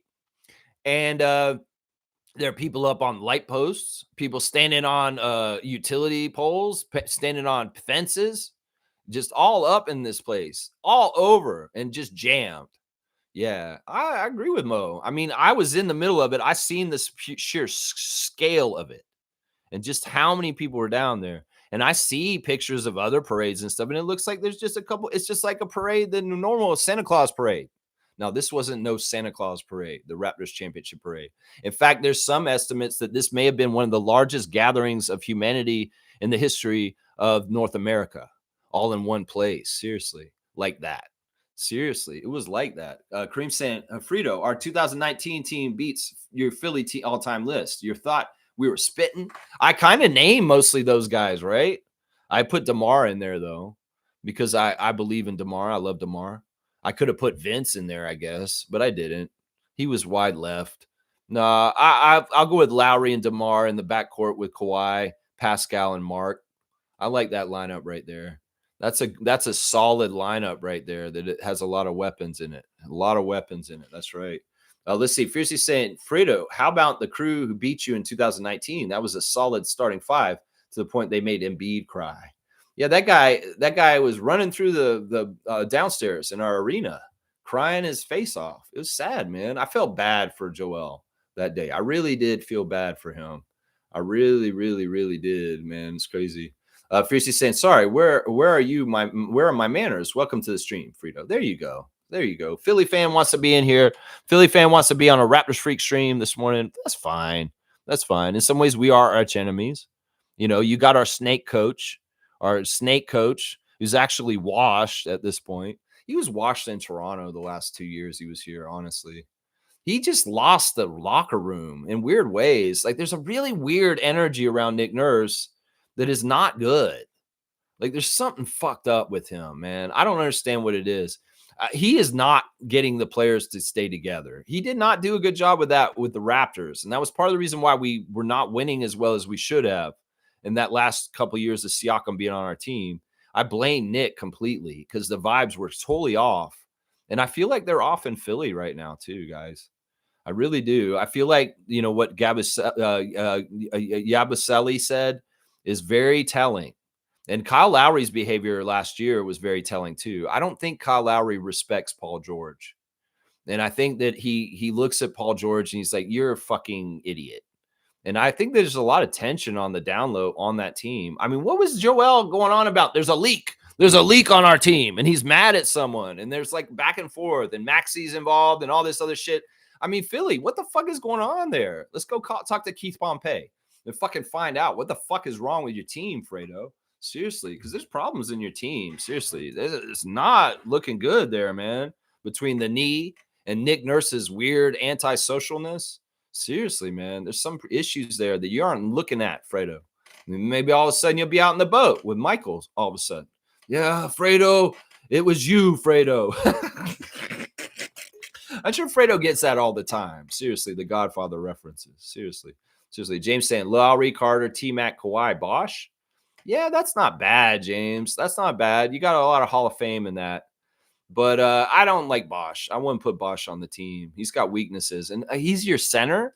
You can't do that, man. That's a really small lineup, and we would not be able to handle that very well. I'd put Valanciunas in there before Bosch, guys. Yeah, laughing my ass off at Fiercey. There you go, Kaz. Kareem saying, Frito, change your display picture to crying Embiid. You're still butthurt. You're worse than my ex. No, I mean, this is friendly, good stuff, man. Seriously. Sixers and Raptors have a history. Allen Iverson, Vince Carter, the 2019 series that we had with them. Also, the first round one where they beat us a couple years ago, the last time we were in the playoffs. There's a history between our teams, and that's good. A rivalry is good. I appreciate the Sixers for that. I really do. Cream saying, nah, Fredo came to the fire. He came in the fire. You say, thanks for doing the search, finding out about FIBA payments. Kaz is saying this. Did you guys see the Zach Edey video of the speeding ticket he got a while ago? He had a Harry Potter wallet. That's funny, Kaz. I'm gonna give you a dunk. That's funny. So he had a Harry Potter wallet, and that was when he got pulled over in the Kia, right? Yeah, that's hilarious. Zach is a young man. He's got to make some mistakes in life, right? And well, he made a mistake and speeding around in a car in the way he shouldn't have. There's all these speed cameras now. It's crazy. Ontario's putting speed cameras out all over the place. Be careful. Watch your speed. And when it says speed camera here, you better get under that speed or you're going to get that ticket. Seriously. 58 on the dunk chart for Kaz. 58. That's right. Let's see. Fiercey's saying OG appendix. That's right. That's what it was. He had appendicitis and he had his appendix out right before the playoffs started. OG didn't play for us. He would have helped there. Yeah. Frito's saying just put out LeBron, Lakers, Luka news. Just put out LeBron. What? Sixers content could blow you up. Sixers content. You want me to put on LeBron or Lakers and Laker news to get more subs? No, I don't want that. That's what I was just saying. I don't want the Laker fans here. Fuck the Laker fans. They're toxic and they're messed up, man. No, that's exactly not what I want to do. I'm not trying to cater this channel to all of the NBA. This is for Raptors fans. This is for Canadian fans that love basketball and want to watch the WNBA Toronto Tempo. They want to watch the Canadian Elite Basketball League. They want to watch Team Canada win in their matchup tonight against Argentina in the semifinals of the America. This is a basketball channel for Canada basketball issues. And we're looking at the growth of the sport of Canada in Canada, the growth of the sport in Canada. Yeah, that's what we're all about. I'm not doing Laker news. I don't give a shit about LeBron. There's so much LeBron news out there already. They don't need me to do this shit. I'm not an expert on LeBron. All I know is he's old and he's he's one of the greatest. But in some ways, he's hurt his team from winning because he's just in the way. and he should be going somewhere else. I mean, the Lakers want him to move on because they want to get in the Luka era now, and it's uncomfortable. It's uncomfortable right now. That's going to be very toxic in Los Angeles this year. DeAndre Ayton ain't going to help anything. Trust me. And LeBron's still hanging around when the Lakers are trying to move on to the Luka era is not going to help anything. Seriously, it's going to be crazy. You want me to do Sixers content? Well, I did a little Sixers content when we played you guys in the playoffs. I did watch alongs of the old series with Allen Iverson and Vince Carter, and some of you guys did show up. You did show up. And I've had historically regular Sixers fans that come in and hang out with us. We've had a couple random gamer in the past that were friendly, and we were friends with them, and we would talk and we'd go over stuff, and we had no problem. Like, it's just, we're basketball fans. We root for different teams that are rivals, but we found the connection, humanity of similarities. And I like that. I mean, Fredo, if you want to come in here and talk basketball with us every day, just realize this is a very pro Raptors space. And we're going to be standing for our team. But you can come in here and talk to us anytime if you want. If you bring up the NBA subjects, I'll talk about them. But I'm not going to just do whole streams on LeBron James. Fuck that. I mean, I've done them on him in the past because of things that were related to the Raptors, but not just LeBron with the Lakers just for the sake of it. There you go. Look at Fiercey's getting a handshake from Fredo. I like that. See, this is the thing. This world is too divided right now. Just because this guy roots for the Sixers and we root for the Raptors doesn't mean that we're enemies and we hate each other. We have a common interest in basketball, and this world needs to unite more and more. The oligarchs and the billionaires want to tear us apart and keep us against each other instead of organizing and getting together and taking them down, because they are the parasites. They are the ones who are ruining this world. People like Elon Musk, people like Jeff Bezos, people like Donald Trump. And we can't allow them to separate us anymore down all these different lines. Fuck that. We want democracy. We want freedom. We do not want dictators. And people can get together on this. All people can. Knicks, Celtics, Sixers, and Raptors and Nets fans can all get together on this and be together on this subject. We love basketball. And in some ways, we say we want freedom. We want democracy. We do not want a dictatorship. And that's the thing. They're trying to divide us in all kinds of different ways. I'm not taking the bait. Fredo wants to be my friend, even if he's a Sixers fan. You're my friend, Fredo. You're my friend. You're cool, man. You're cool. Kareem's saying, Fredo, nobody gives a fuck about LeBron, Luka, or Philly. And then Kareem Thomas comes in here and ruins our peace summit. Coming in here, nobody wants to talk about these things. We're talking Raptors here. Well, we talk about them because we interact with them because we're the Raptors. And we're going to play the Lakers and the Sixers this season.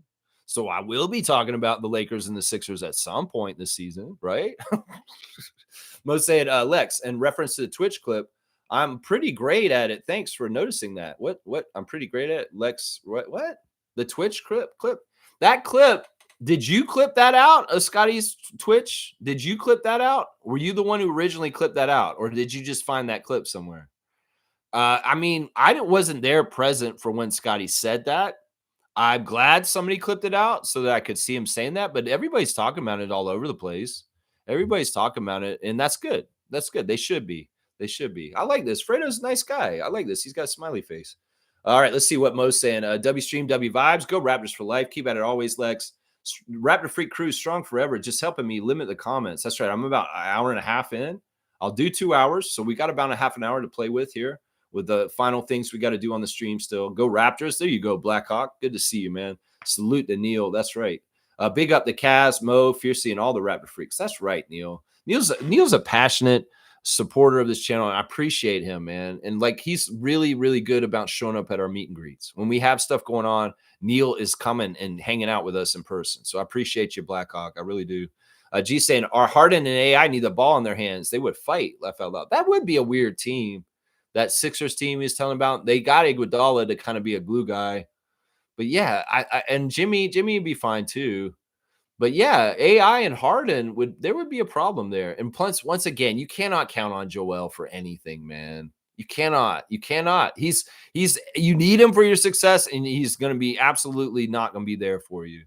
That's why I don't want to depend on people like James Harden or Joel Embiid, because sometimes its injuries are just fading around when you need them the most. They're just gone all of a sudden. It's like, where the fuck is James? Well, James has never done anything in the playoffs his whole entire career. Have you ever noticed that, Lex? Oh shit, you're right. James Harden has never won hardly at all in the playoffs. He just disappears. He's like Homer into the bush. That's just what happens with James. This is what happens. Kaz is saying, imagine Harden and Iverson on the defensive end. Yeah, that's another thing. That team's not very good defensively. That Sixers 5 he gave us. In some ways, Jimmy's great. Iguodala's fine. Joel is a good enough center to just guard and be a big body. But yeah, Iverson, I don't know. Iverson wasn't always that known for his defense. He did get a lot of steals, though. And then, yeah, James. James is a whole other story about defense and the way he plays. James. Let's see. Neil's saying this, man. Let's see. Neil is saying, big up the cat. Oh, I read that already. Neil's saying, Kalo looks at a point guard and says, my NBA ring is heavy. How about yours? Oh, you're saying not point guard. He's saying that the Paul George. That's the acronym there. So Lowry is showing his hot butter popcorn to Paul George and saying, where's yours? Yeah. I mean, I don't get it, man. Paul George's career is weird, man. Like in Indiana, he was amazing. I thought Paul George on the Pacers in his early career was really a badass. Like I had a lot of respect for him. Then he went to Oklahoma City, and I felt like he was kind of okay there. It was tough. The team was in flux. It had a lot of different weird stuff going on, but he was okay there. But then, when he got summoned to the Clippers by Kawhi when he left us, everything went downhill after that. And I don't feel like Paul George has done jack shit in his career for the last 6 years. I feel like he's been absolutely spinning his wheels between being hurt and just being not effective on the court. And in some ways, I don't believe he's anywhere near any kind of player he was for Indiana or Oklahoma City at this point. I think that he's a fraud, honestly. I think at this point, like, even if he was healthy, you guys would not see him do the things you want him to do in Philly. Seriously. Because in some ways, I don't think he's trying. I think he's one of these guys that gets the big bag. He's in the NBA lifestyle. He knows in the club. He's safe. But he's not DeRozan code. He's not driven like DeMar. He's not driven to go above and beyond every year to get better every single year, no matter how much money he's got in his bag, no matter what's going on in his career. That's the one thing about DeMar DeRozan you have to say, is that every single year he's tried harder and harder to get better every single summer. And his career has been long and very successful because he's scored a lot of points, and he's in the top 25 all-time scorers in the NBA's history. DeMar DeRozan code. Now, Paul George, who had DeRozan code and he was more healthy, he may have gotten higher with his point totals if he is more durable and more out there every single night. But Paul George is too many DMPs. And in some ways, we don't even know exactly what kind of player he is, what kind of player you guys could depend on for this season. Seriously, what can you pencil in for Paul George for this year? Seriously, what did you get from him last year?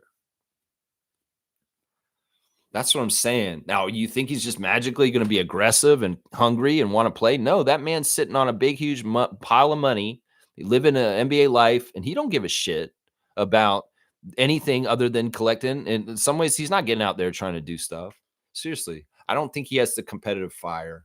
I think it's been dulled by a very, very comfortable lifestyle. I think that's what it is. Comfortable lifestyle in the NBA will mess you up because you won't be hungry anymore. And you'll be good. I'm good. I'm Zion. I'm good. Oh, I'm Ben Simmons. I'm good, man. Don't like my gear? Look at my gear, Philly. You know all about Ben Simmons. Look at my gear. I'm sitting on the bench. I look like Arthur from that PBS cartoon show. Yeah, I'm Arthur, sitting on the bench with my glasses. Yeah, my name is Ben Simmons. I am a professional stealer of money from the NBA. I don't get steals in the NBA on the court. I get steals from my bank account, going into my bank account from the NBA paying me, and I don't do jack shit but sit on the court, on the bench. That's it right there. All right, let's see. Fredo has given me a super chat, guys. This is awesome, man. $1.99. Appreciate that, man. Start bench cut. MVPs in 2017. Russ, okay, 2014 KD, 2025 SGA. I like this a lot, actually. All right, who do I start? Who do I bench? And who do I cut? I got to start our Canadian guy who's the reigning MVP right now, who went and got the championship pretty much like the leader himself. I mean, all right, Russ didn't win a championship, did he? Right? Did Russell win a championship? I don't think he did. Now, did KD? Yeah, he did. He won 2, but he was with Steph and the Golden State Warriors to do that. Now, SGA is the leader in getting this one. So I got to start him. For 2014, Kevin Durant, that's Oklahoma City. That's before he turncoated. That's when he's at the height of his powers. And Russell in 2017, that's like a triple-double machine. This is tough. I'm going to cut Russell, and I'll bench KD, and I'll start SGA. That's what I would do there. I have to go with SGA, man. I can't mess with that dude. He's like the best player in the league right now. Him and Nikola are close. Very, very close.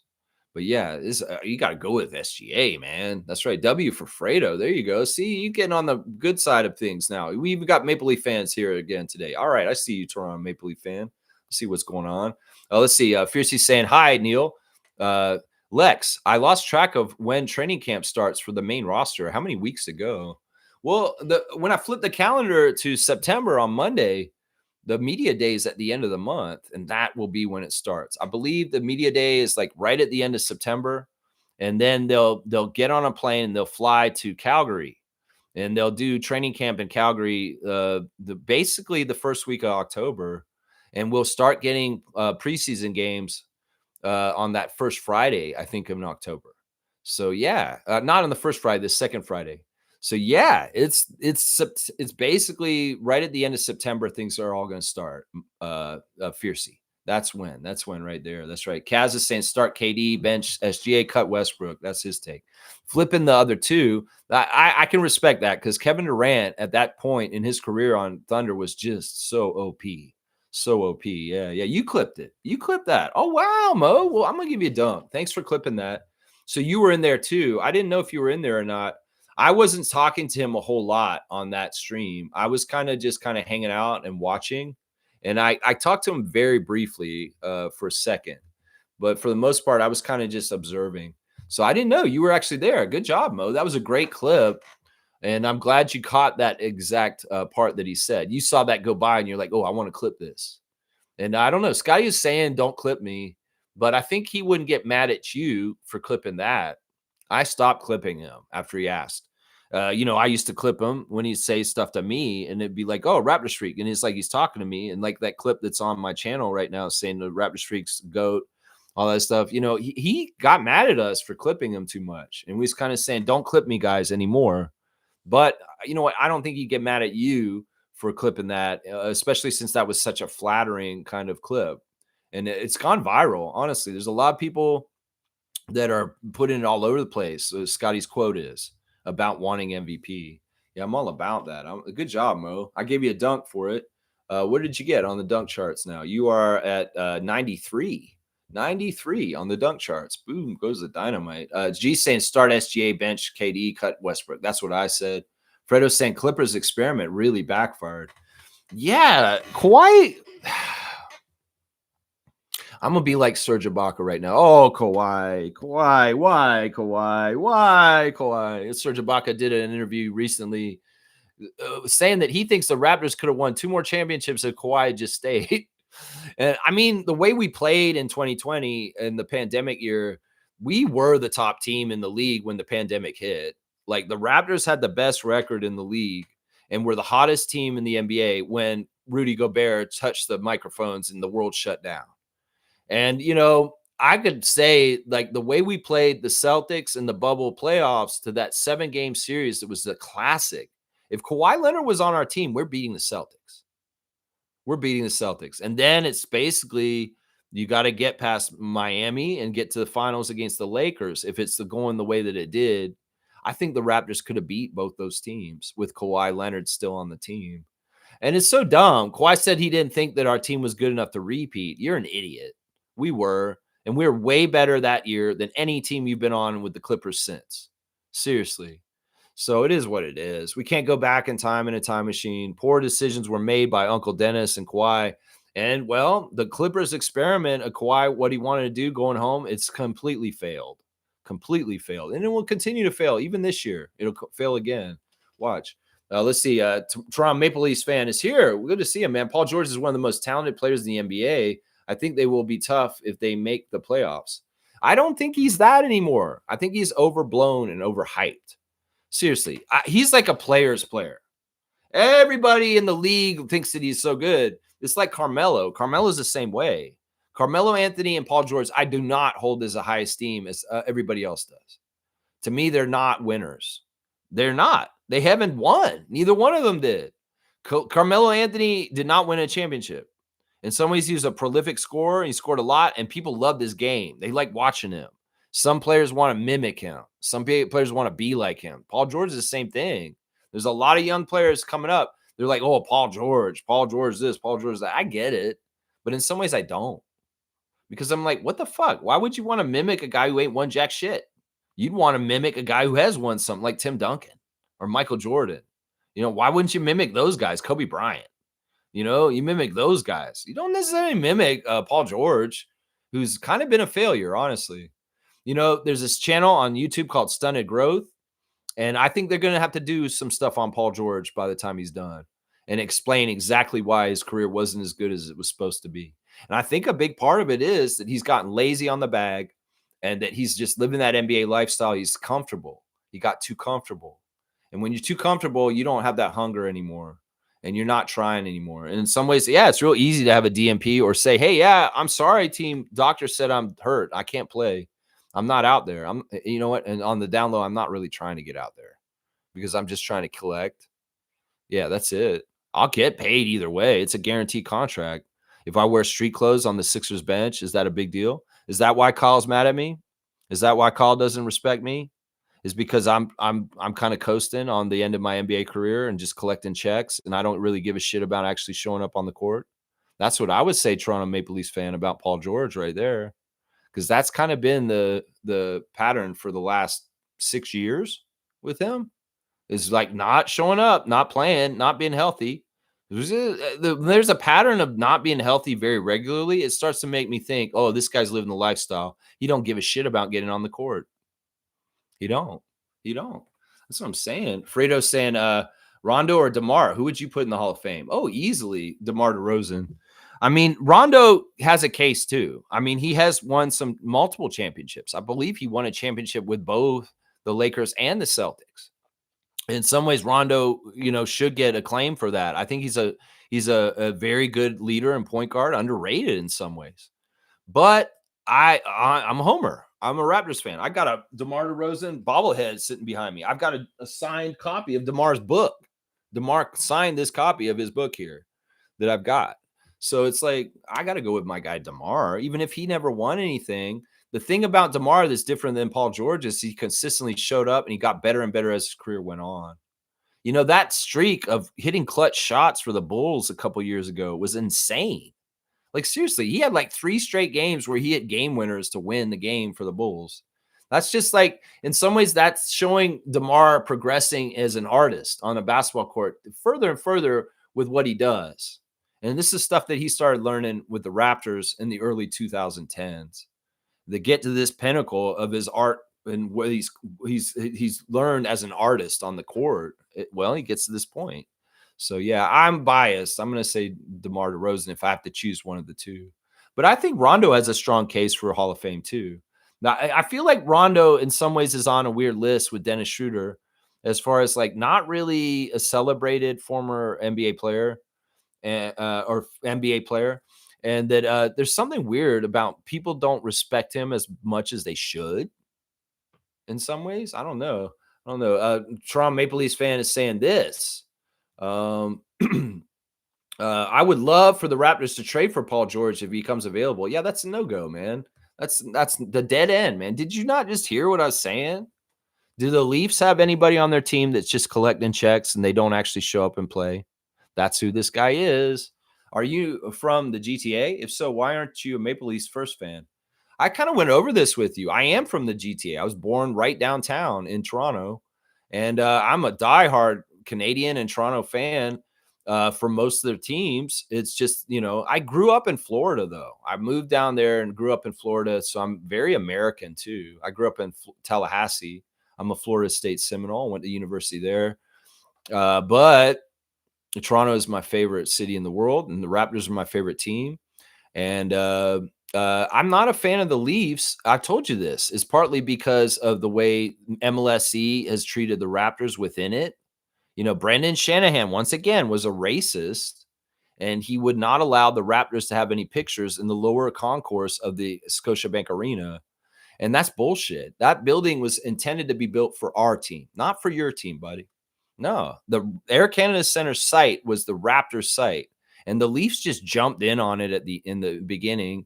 And in some ways, they ruined a lot of stuff, honestly. I get it. They should have shared buildings, the NHL and the NBA. That's the way it is around the league. But at the same time, we had our own building and our own stuff going on. And in some ways, the Leafs got in the middle of it and meddled with it. We liked the early Raptors ownership group of John Batove and Isaiah Thomas being in charge. But when the Leafs got involved, y'all pushed them out. And those guys were passionate about our team in the beginning. They're the reason why we have the badass early jerseys. They're the reason why the Raptors caught fire in the first place, because they were hip, different, and fun. And that was the vision of John Batove Jr. and Isaiah Thomas when they were running the Raptors then. But y'all forced them out. Steve Stavro is a personal grudge with John Batove because of family issues. They're actually related to each other.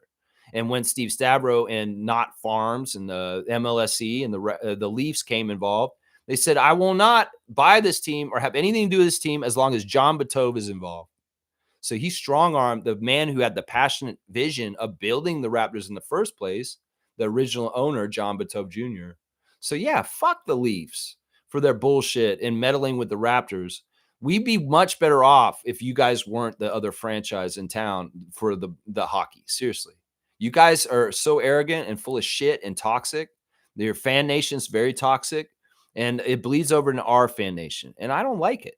In some ways, part of the reason why this channel exists is because of Maple Leaf Nation, because I want to make sure that we have a distinct character that's distinguished from y'all's, that we're positive fans, that we root for our team, and we're not toxic towards it. You guys are the really bad example that we try not to follow. And when we have Leaf fans that are both a Raptor and a Leaf fan, and they're more of a Leaf fan, sometimes they come in and they are talking out of their ass, like saying we should get Paul George. And I'm like, no, that's not a good idea. That's a horrible idea. So that's basically it right there. I'm more of a Jets fan because I appreciate the Winnipeg getting their team back from the States.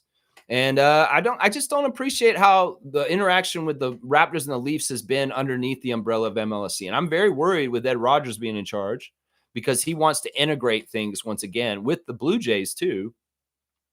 And we were much better off in the era of Masai when Tim Lewicki came in and said, we're separating the Raptors from the Leafs with the management. And now Keith Pelly's in charge of both. And this is all not good. This is the way it was with Richard Petty. That piece of shit. 2-finger salute to you. 2-finger salute to Ed Rogers III. Yeah. And 2-finger salute to Steve Stavro. Why not? Fuck him too. So yeah, that's just how it is. That's where it is right there. I can go into this more. Yeah. Hell no to Paul George on the Raptors. That's what Monique's saying. Yeah. Fredo's saying, if you wanted one player to lead your team, SGA or Steve Nash, who are you taking? I'm taking SGA at this point. I mean, Steve Nash is older. No, I mean, even in their prime, I'd take SGA. Because he's more athletic and he's more, there's more ability in him. He is the greatest Canadian player in the history of basketball. Steve Nash was up until this year. SGA has come and taken that title from him. He's gone to somewhere that Steve never went, and that's an NBA championship and the finals MVP. Now, Steve may have had 2 MVPs in the NBA, but in some ways, Shaq would tell you he didn't deserve the second one. And in some ways, I agree with him. I think Steve Nash probably should have been only a 1-year MVP. And him winning it twice was kind of not exactly right. And this is a Canadian guy saying this, and a guy who knows Steve Nash. I've been friends with him in the past and seen him in person. I think that the 2 MVPs for Steve was too many. He needed to be a one-time MVP. G saying pinky injury Paul is not a winner. Maybe talented, maybe with some finesse, but losing seems to follow him. Yeah, there's just something weird about it. You want your leaders to lead by example. and especially be on the court. But if your leaders are sitting on the bench with street clothes on, that's not leading. That's not going to be helpful. Maybe you're teaching young players to be more like Zion and Ben Simmons and sit on the bench more often. You know what I'm saying? TML saying we need Kawhi back. No, we don't need Kawhi. Kawhi's washed too. In some ways, is like, what has Kawhi done in 6 years since us either? No, Kawhi needed Toronto just as much as we needed Kawhi. That's the thing people don't talk about enough. Oh, the Raptors would have never won their championship without Kawhi. Well, I don't think Kawhi would have won the championship that he got with us anywhere else either. He needed us just as much. He needed Serge Ibaka. He needed Kyle Lowry. He needed Fred VanVleet. He needed Norman Powell. He needed Marc Gasol and the whole rest of them. Pascal. He needed them all. That's right. Yeah, at least one more championship with Kawhi. Yeah, I don't see it. I think Kawhi's washed, man. I don't. They're lucky to get Kawhi to play, let alone be able to be healthy for a whole playoff series, whole playoff season. It's the same thing with Embiid. It's the same thing with George. These guys, you can't depend on them to be healthy, to be showing up for your team. How the hell are you going to win? And that's the same thing with the Clippers franchise. They've never been that successful the last couple of years because they're not dependable. And Paul George was a part of that there too. He was a part of that there too. That's right. If the Clippers might win the West, they're not going to win. You know why? Because it's a new era in the NBA. It's the play hard era. This is totally shifting sands. And, people that are not watching the NBA very closely like we are, they won't see this. We talked about this recently, that the NBA now is a play hard league. Rick Carlisle talked about it. The two teams that went to the finals, the Pacers and the Thunder, both teams play their asses off, and they're all over the court. The Clippers are a team like from 10 years ago. They're a superstar team that kind of coasts on their talent, and they don't play all out. They're not going to play all out like the Thunder do. They're not going to play all out like the Raptors do, and they're going to get their ass handed to them because talent's not going to beat working hard at this point in the NBA. So old-ass teams like the Lakers, the Clippers, and the Warriors, they're not going to do jack shit this year because they're lazy and they stand around too much, and they're not playing 94 feet of defense like the Raptors are.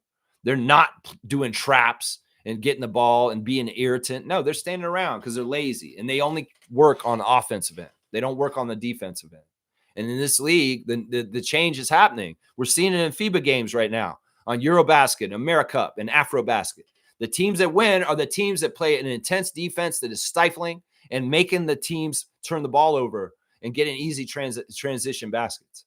These teams that stand around like Kawhi and LeBron and Draymond and all them, they stand around. They're older. They've been in this league for a long time. They've done it. They've been there, done it. They're not going to do jack shit. The Clippers, the Lakers, and the Warriors will all be failures because they're old teams that play the old way of 2010s. And this is a new era. It's the play hard. It's a parity league. And teams that work their ass off that are less talented than other teams will get further in playoffs, just like the Pacers did. They got past the New York Knicks. The New York Knicks are a way more talented team than the Indiana Pacers. Why did the Pacers beat them? Because they outworked them. And this league is about outworking people. And any of these lazy-ass teams, you look at the paper and say, they got Bradley Beal. Woo! Bradley Beal ain't done jack shit in his career. What has he done? Come on. The Clippers ain't doing jack shit because they're old and they're lazy and they ain't going to play defense. I'm going to tell you that right now. That's right. They ain't going to win the West. You know who's going to win the West? It might be Houston and Freddie with Kevin Durant. That is my favorite to win the West, either them or maybe Denver. Denver is retooled a little bit and they're in a better place in some ways. Bruce Brown coming back.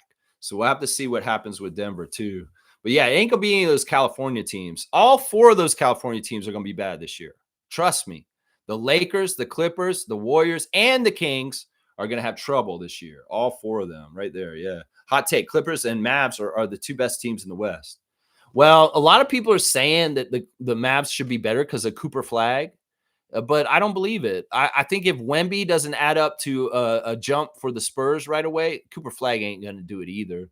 So expectations for what Cooper Flag's impact and what he's going to do in this league, they're pretty high, but I think everybody's going to be disappointed.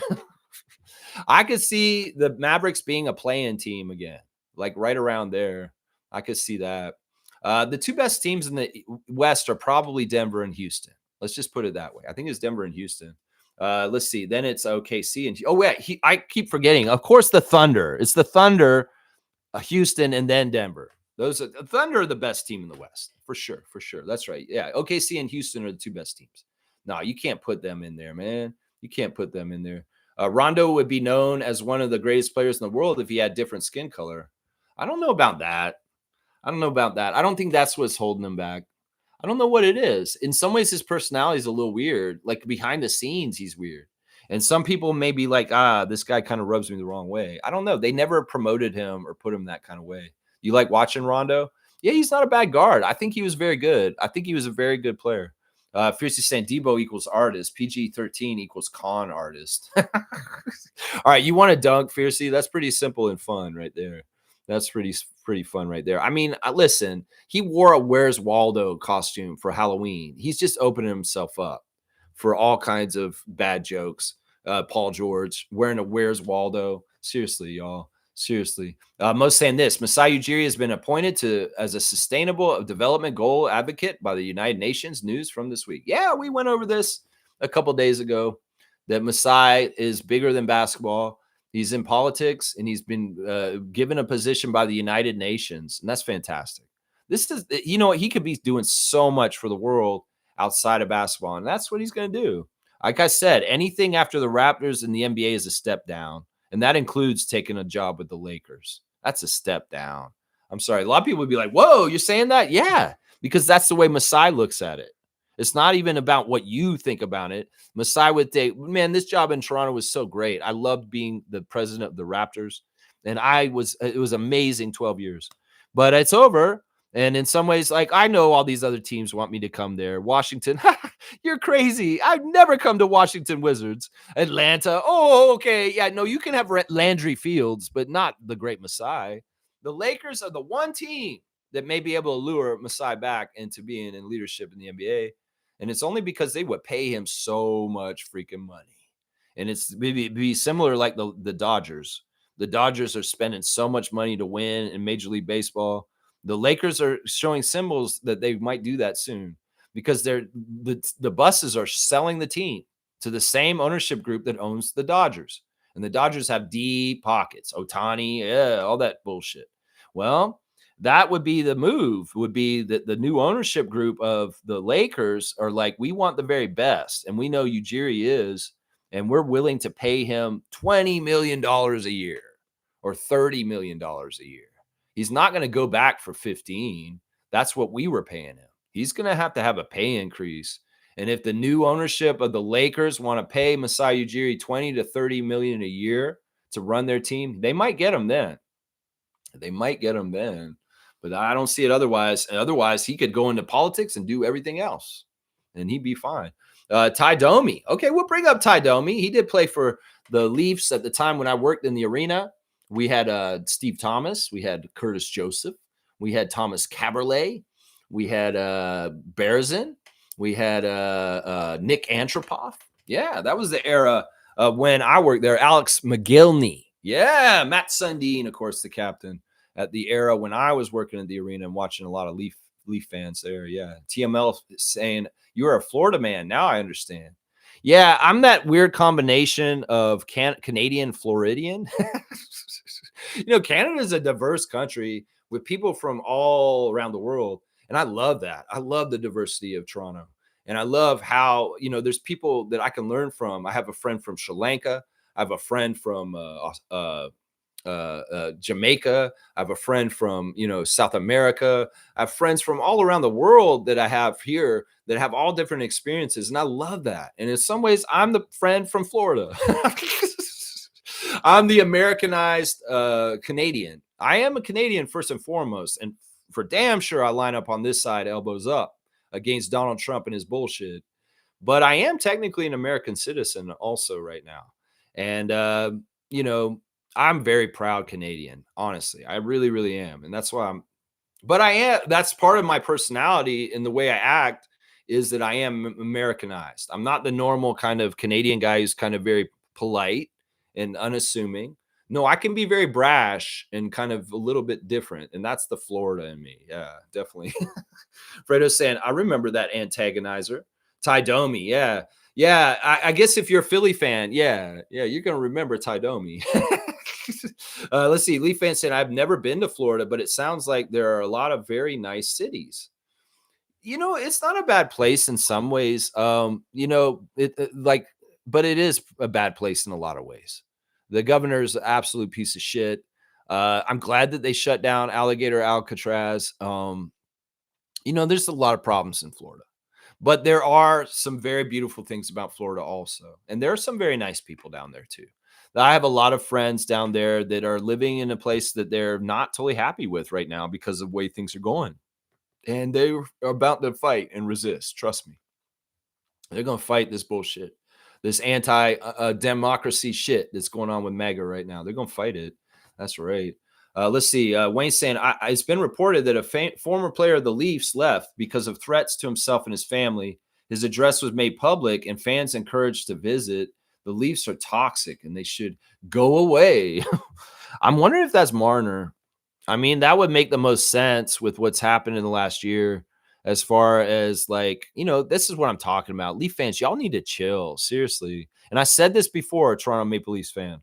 Brad Marchand said in the post-game interview after they beat y'all and put you out of the playoffs that he doesn't think the problem with the Maple Leafs is their roster construction or their players. That is a very talented team with Austin Matthews and all them.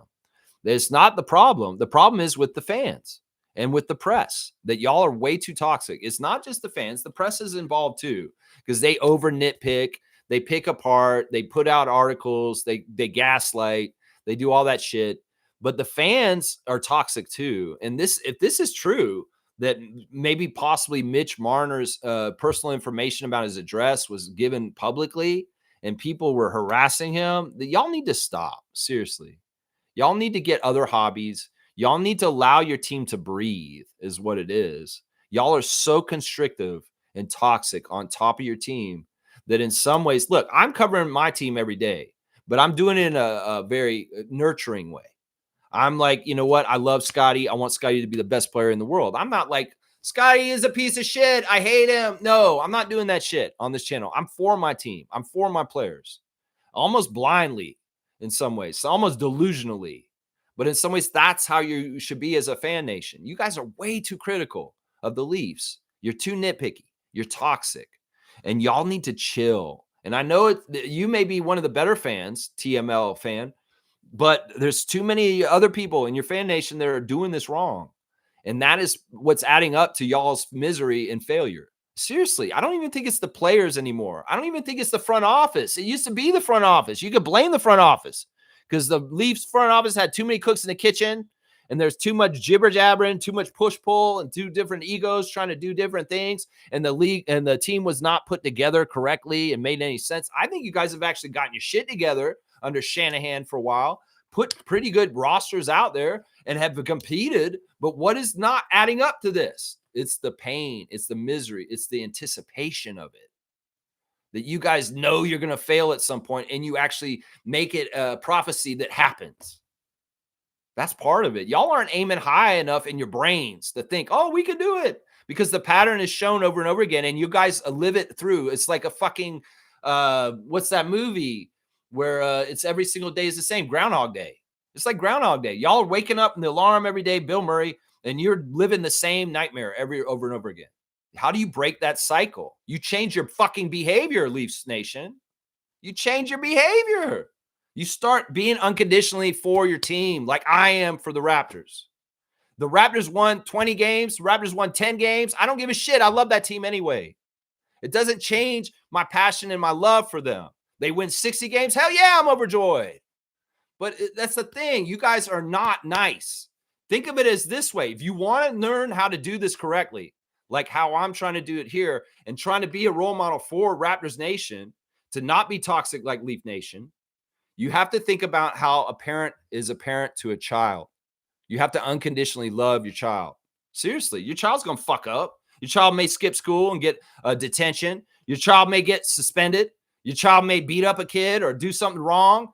And, but you got to love your kid either way, and you got to guide them. You guys are toxic to your team. You hate your team on the down low, and it comes through in weird ways. Y'all need to love your team no matter what. And in some ways, y'all feeling entitled. We've gone through so much misery since the 60s. No Stanley Cups. It's part of the problem, too. Y'all are too entitled. You do not deserve jack shit. Leafs Nation has acted like assholes. Leafs Nation has been braggadocio for no good reason of earning it. Y'all need to earn it before y'all can get all big in your britches.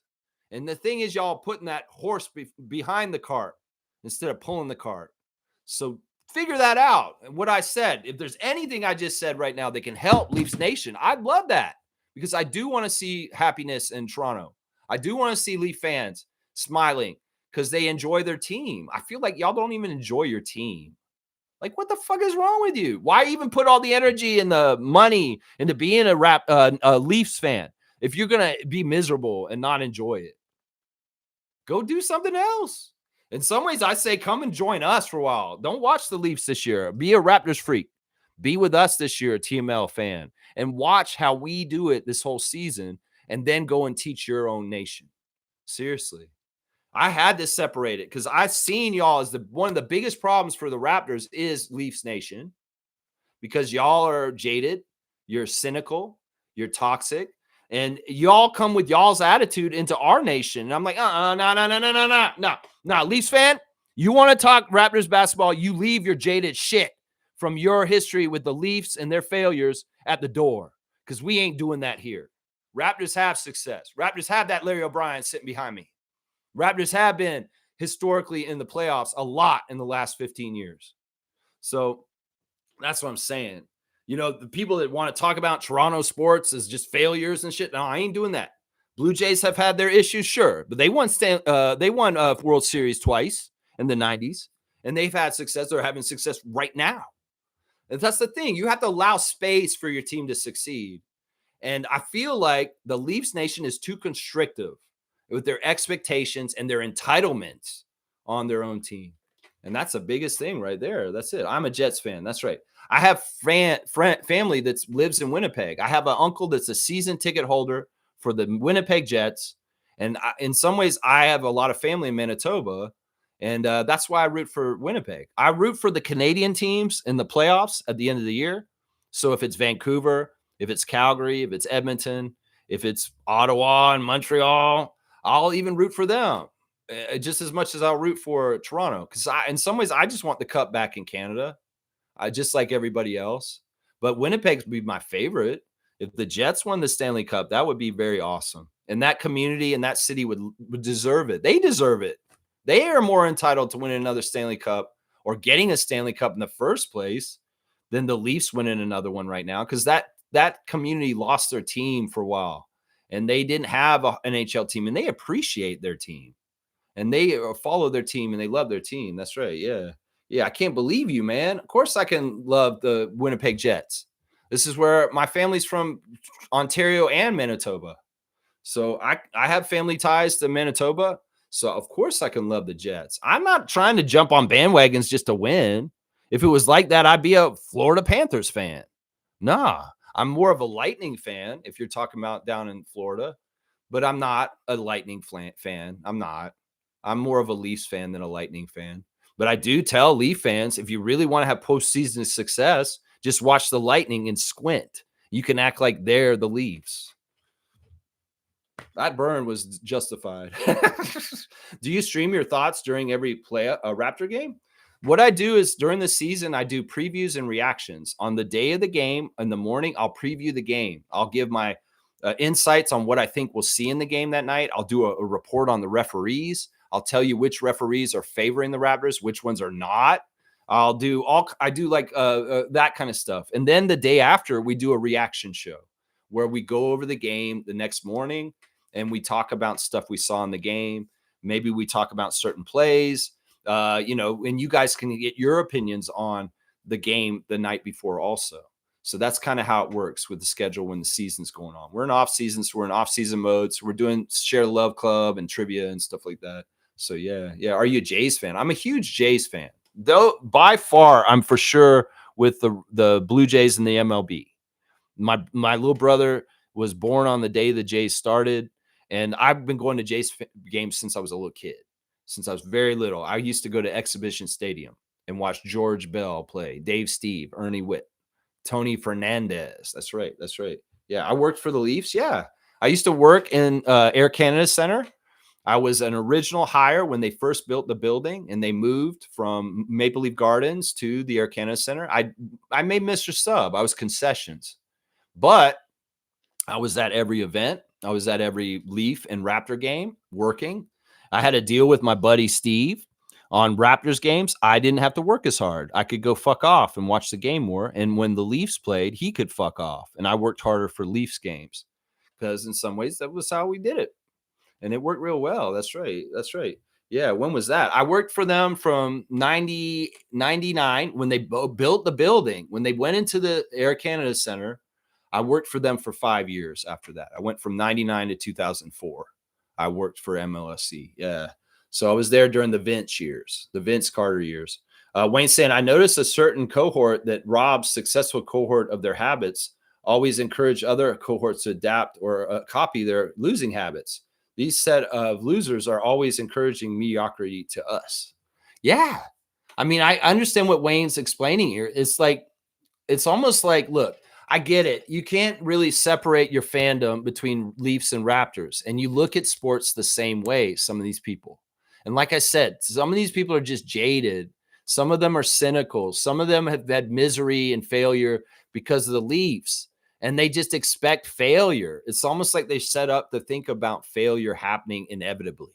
They can't allow themselves to see beyond it. If we had had that kind of mentality, 2019 would have never happened for the Raptors.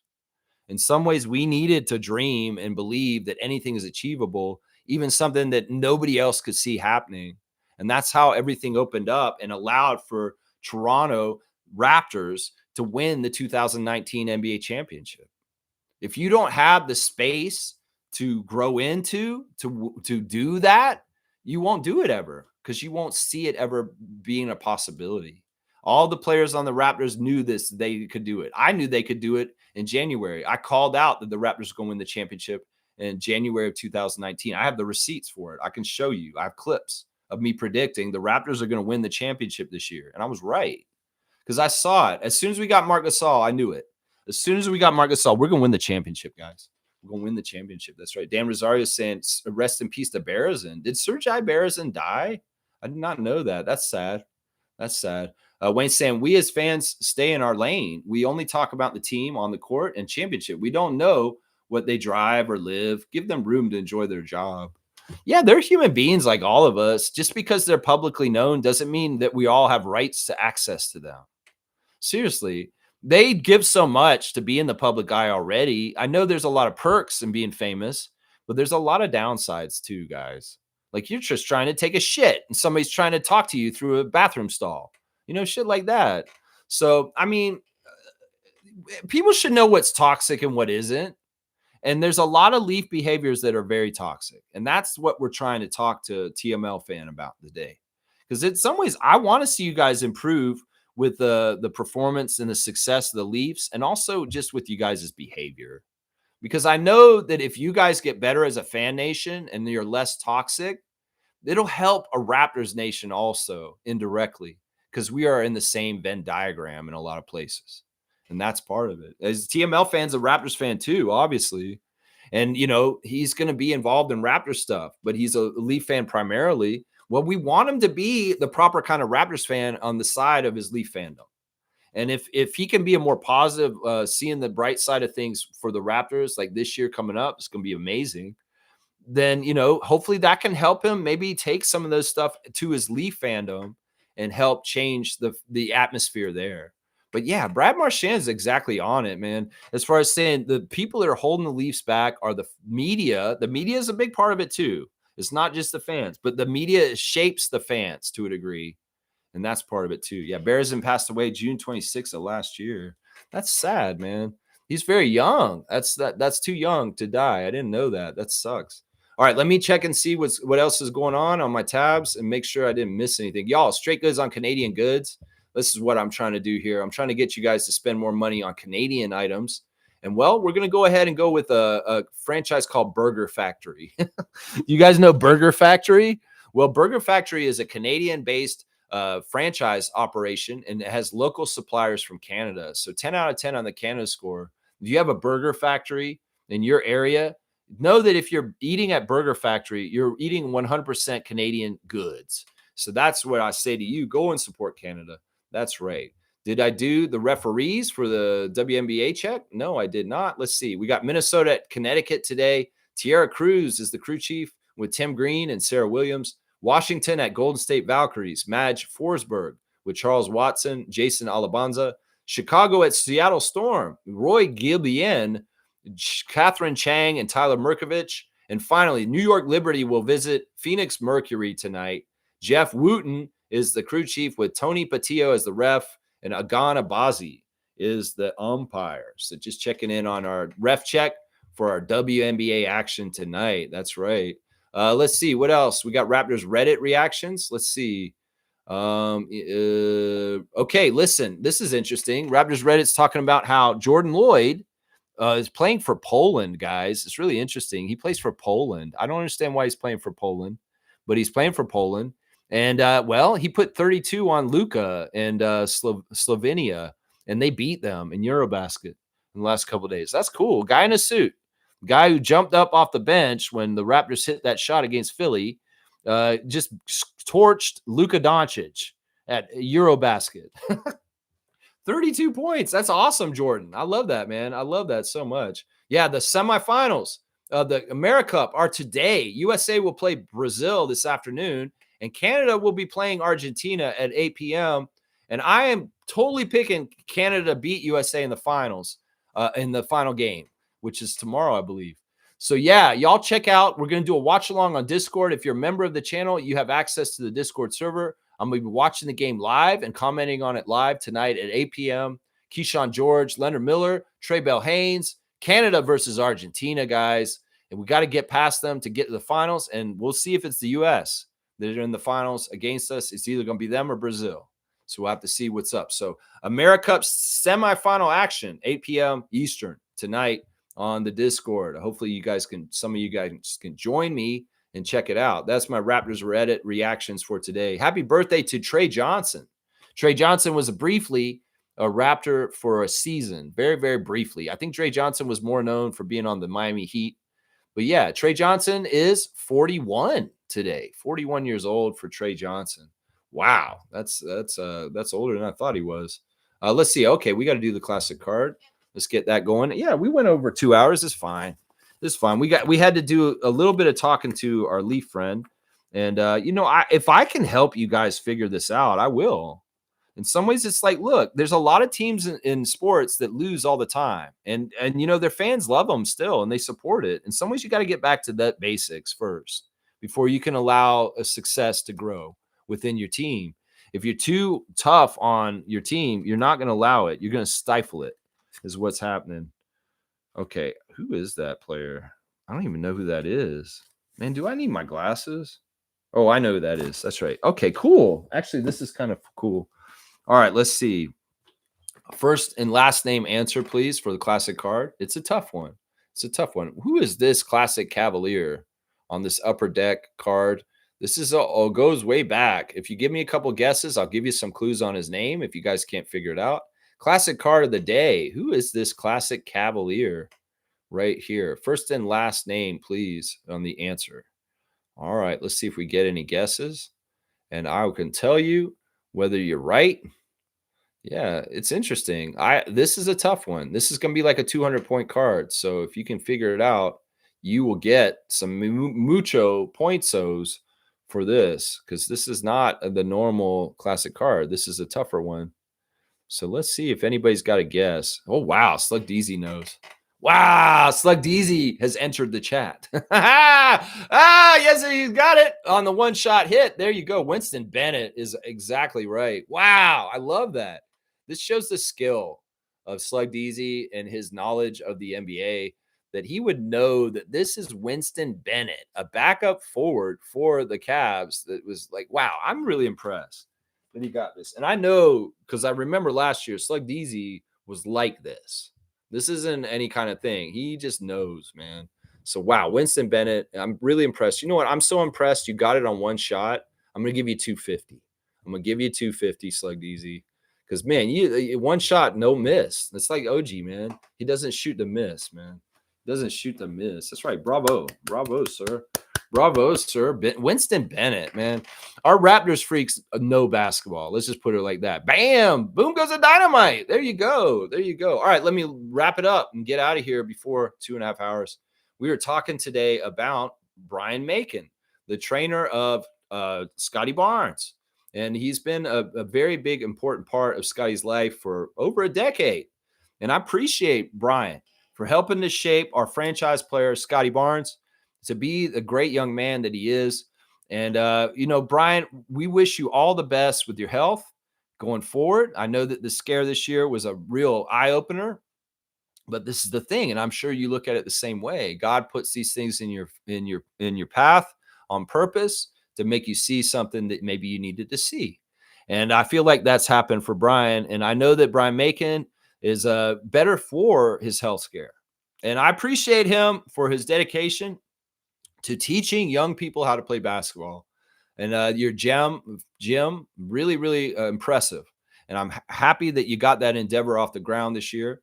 And I only wish all the best success for you, Brian, your family, your endeavors, and all of your pupils, including our great Scottie Wayne Barnes. That's right. All right. Yeah. Only big W's in the chat for Brian. That's right. I appreciate TML fan. I appreciate Fredo for being here today. Not TML fan's been here a bit, but Fredo, thank you for coming in today. I hope you enjoyed it as a Sixers fan, just talking some NBA and basketball with us. I know we have differing opinions on some things, but it's fun to talk basketball. And I enjoyed your questions. I appreciate you being here today. Y'all, Sandro Mamu lost this morning to Italy in a game. Too bad. It is what it is. And Canada will play tonight. So hopefully you guys will come and join me for the Canada game at 8 p.m. Eastern on the Discord server. Isaac Campbell saying only big W's in the chat for Brian. That's right.